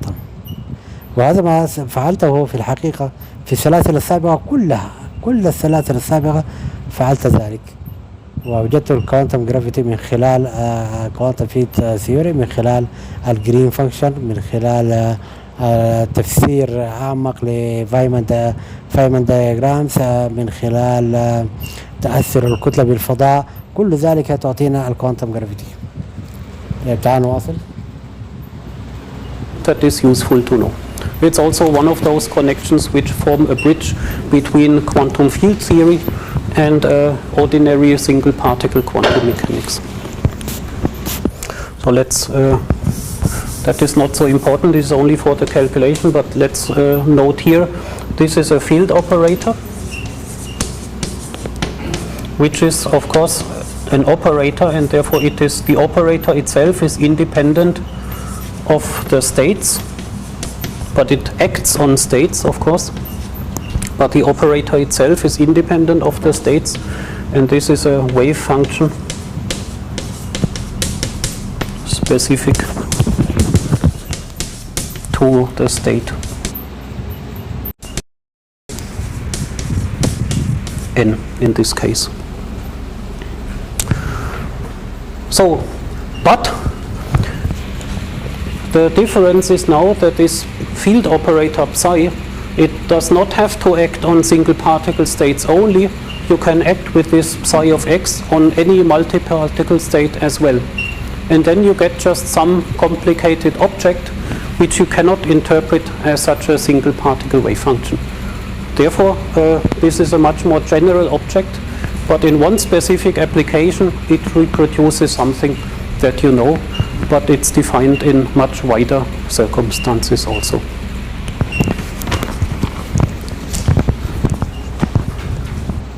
طبعا الكومبليكيشنز هذه ربما تكون أصبحت واضحة. لماذا؟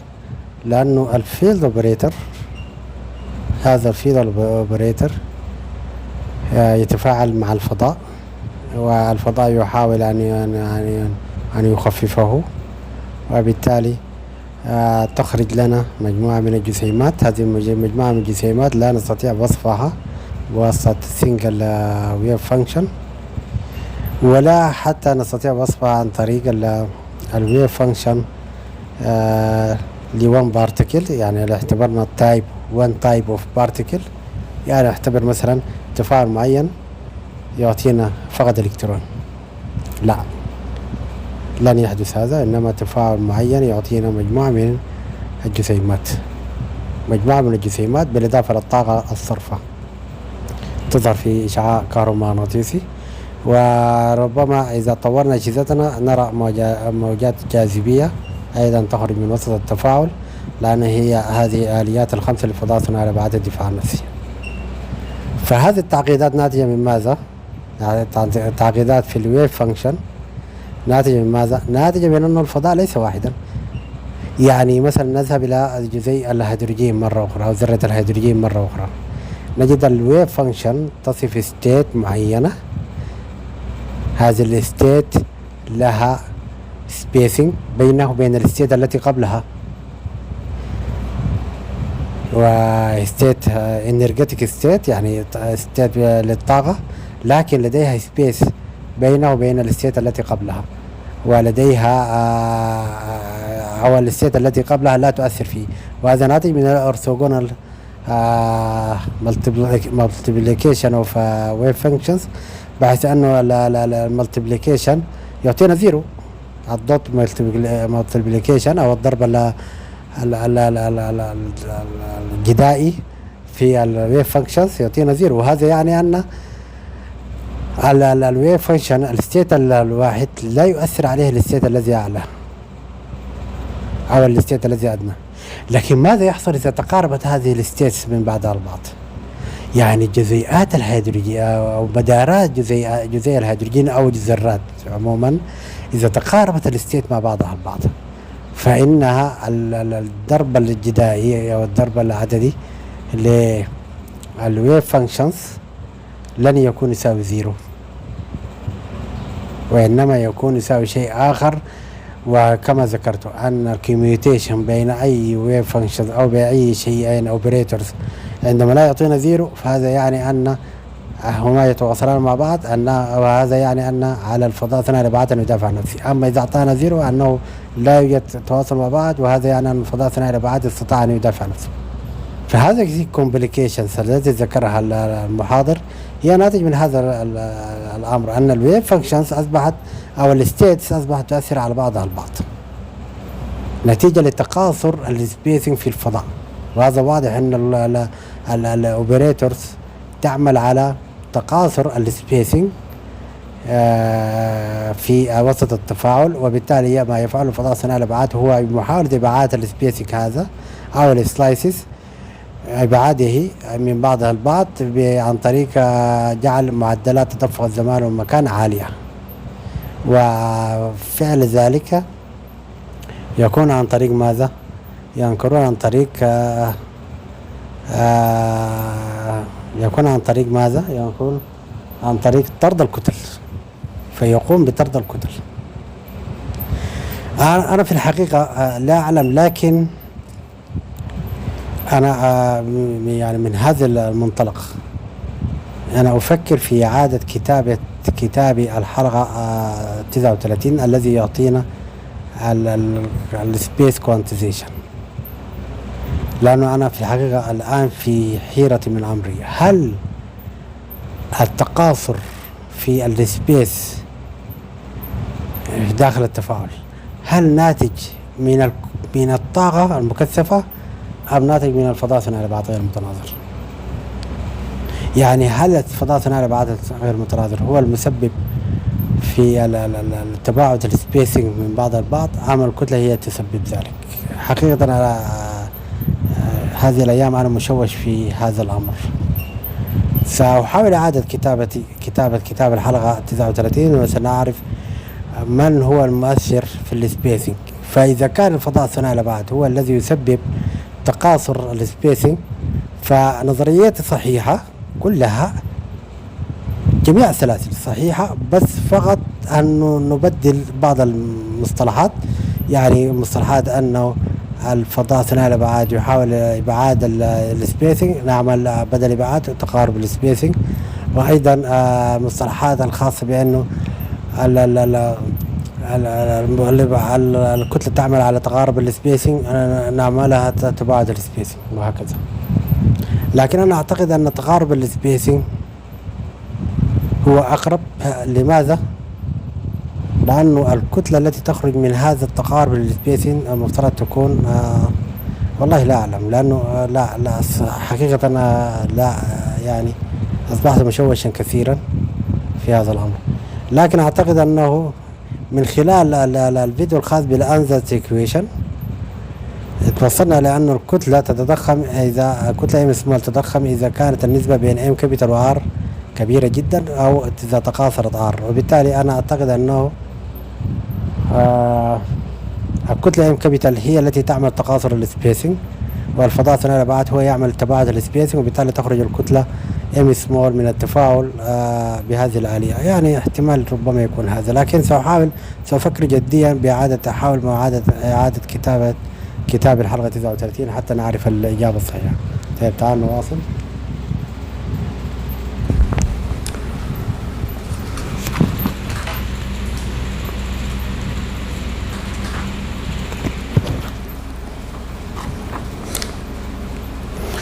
So let us go on a little bit more, and then also on Thursday we have a little bit more time.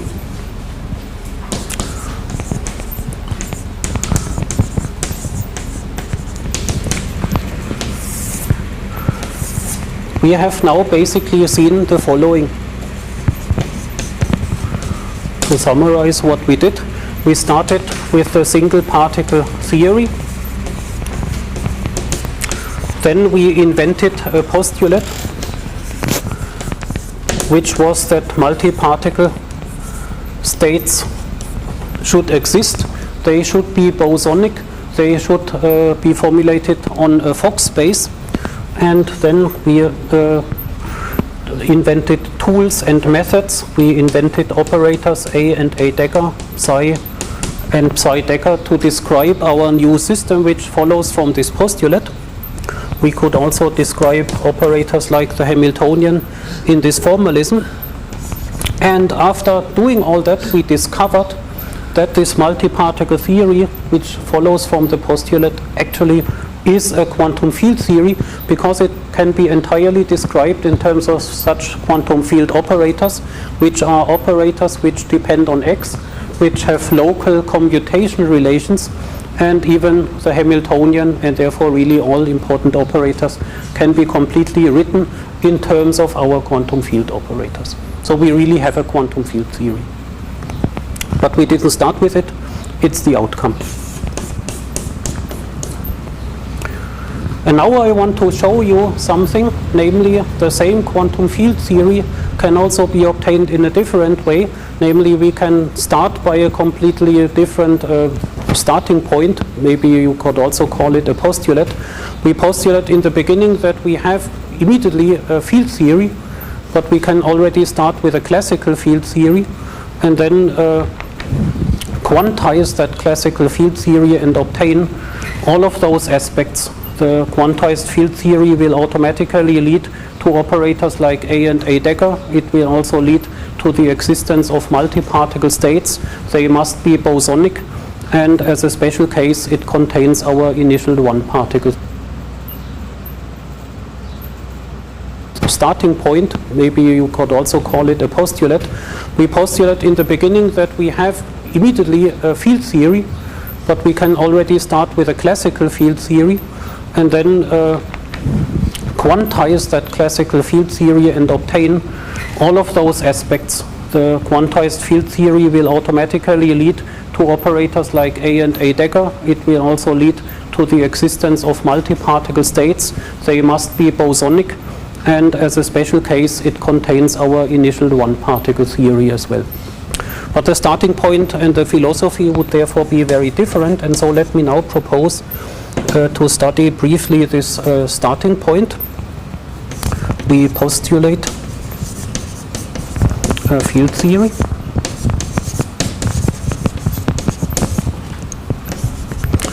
Quantize it, and then everything follows. And one thing which is in particular noteworthy and which is maybe the new element from this new viewpoint, is that the existence of identical particles which are completely indistinguishable and which must be described by a Fock space with completely symmetrized states only, that is a necessary consequence of this field theory starting point. So the existence of identical particles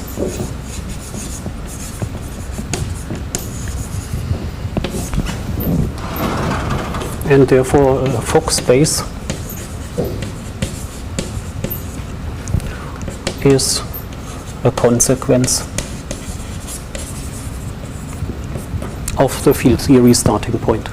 And that is of course interesting, because if you remember the initial question of today, why and how does nature arrange that electrons on Earth and electrons on the Moon are absolutely identical and cannot be distinguished by any experiment, not even by a thought experiment, then the answer could be to say, okay, we start from the assumption that nature is described by a field theory, or fundamental objects in nature are fields, quantum fields, and then all of that is a necessary outcome, a necessary consequence. So it gives you an understanding of this observational fact. And so let us just do this, but I think time is not sufficient to do it completely today, but let me at least start a little bit. And the starting point of the field theory is a classical field theory, so we do not immediately work in a quantum setting, but we first work on a classical setting where we have number-valued fields and no operators. And then theory is defined by a Lagrangian, which gives rise to equations of motion for the classical field. And then on the classical level we can go from the Lagrangian to a Hamiltonian, and then we can do a quantization procedure where we basically have a correspondence principle, the so-called canonical quantization, where a classical Hamiltonian, which depends on coordinates and momenta, is replaced rise to equations of motion for the classical field. And start a little bit, and the starting point of the field theory is a classical field theory, so we do not immediately work in a quantum setting, but we first work on a classical setting where we have number-valued fields and no operators. And then theory is defined by a Lagrangian, which gives rise to equations of motion for the classical field. And then on the classical level we can go from the Lagrangian to a Hamiltonian, and then we can do a quantization procedure where we basically have a correspondence principle, the so-called canonical quantization, where a classical Hamiltonian, which depends on coordinates and momenta, is replaced by a quantum Hamiltonian where all the objects are operators and satisfy certain commutation relations. So therefore the starting point is a Lagrangian, L. And in a field theory we always or mostly write the Lagrangian in terms of a Lagrangian density. So the Lagrangian function is a d3x integral over some density, which I always write with this curly L. So this is a local Lagrangian density. And normally when we are a little bit more experienced, we will only deal with this curly L and we will just call it Lagrangian. So, and the Lagrangian which we start with is the following: I times psi star times psi dot minus 1 over 2m times absolute value of nabla psi square, and in brackets let me say minus v times psi absolute value square. I write it in brackets because we will from now on drop this term and only deal with the first line. So that will be dropped only for simplicity of writing.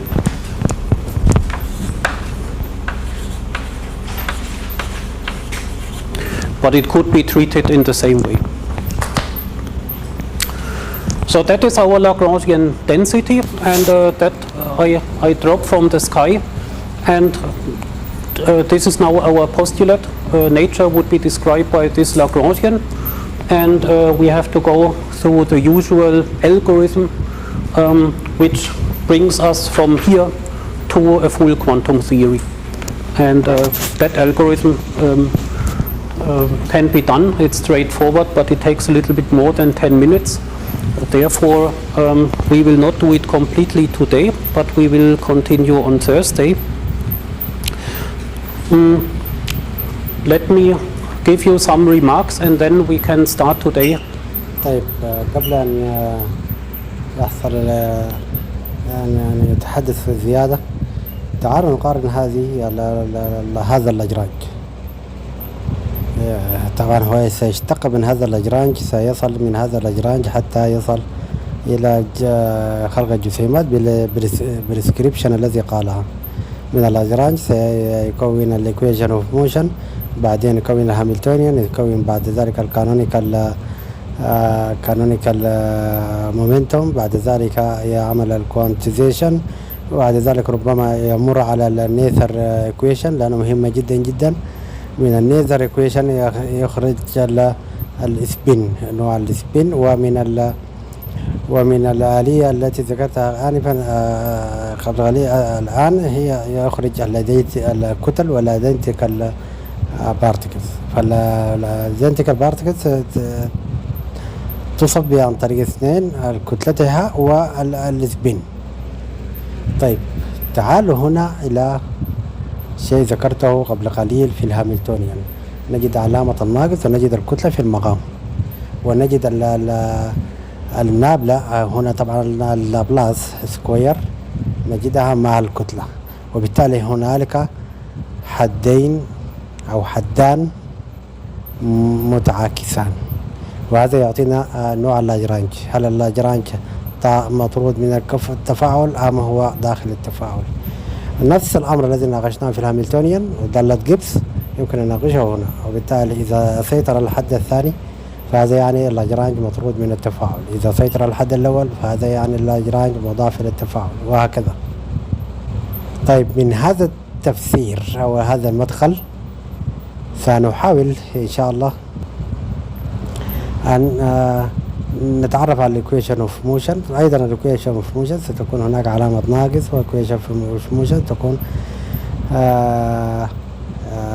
تكون عبارة عن حدين برضو. ومن كلمة موشن يعني هناك حركة إما داخل أو طالعة من التفاعل، إما داخل التفاعل إما خارجة من التفاعل. طيب بعد الإيكويشن اوف موشن نعمل سيت اب للهاملتونيان. أيضا الهاملتونيان يكون هناك علامة ناقص إما داخل التفاعل إما خارج التفاعل. طبعا سنراقب الكتلة إم، أين توجد الكتلة إم، محل موجودة توجد الكتلة إم، هذا يعني تفاعل مطرود خارج من التفاعل. بعد ذلك نأتي إلى الكوانتيزيشنز، وأيضا سنعرف هل الكوانتيزيشن خارج التفاعل أو داخل التفاعل، وهكذا. ثم بعد ذلك نحاول نقوم فكرة عامة عن اللاجرانج وعن أيضا نأتي لمعادلة نيثر. بالمناسبة نيثر أنا مهتم بها بشدة لأنه لم أتحدث عنها في السلاسل السابقة نهائيا. في هذه السلسلة أنا مهتم بشدة لمعادلة نيثر، يجب أن نفندها حدا.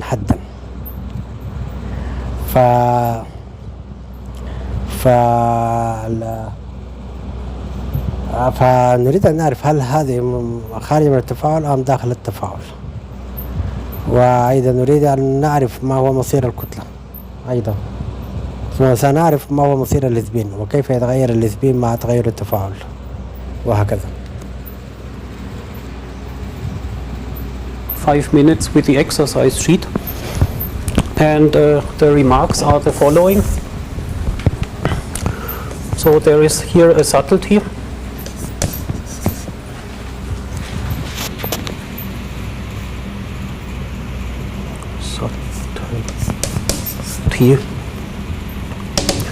So this Lagrangian is complex. That is a subtlety. So you see here that is a complex expression, and there is not the counterpart for it. So the Lagrangian is complex. However, if you integrate over it and apply partial integration, then the action is actually not complex. The imaginary part drops out because it's a total derivative, and so once you integrate, the thing becomes real, but the Lagrangian, first of all, is complex.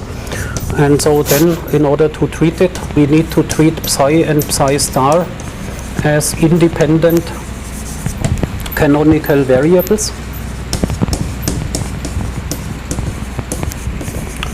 And because the Lagrangian is complex, they will not behave in the completely identical way. And I refer again to this paper, HEP PH 0301.052. It's also written on the exercise sheet. And so therefore there are some subtleties in the canonical formalism for various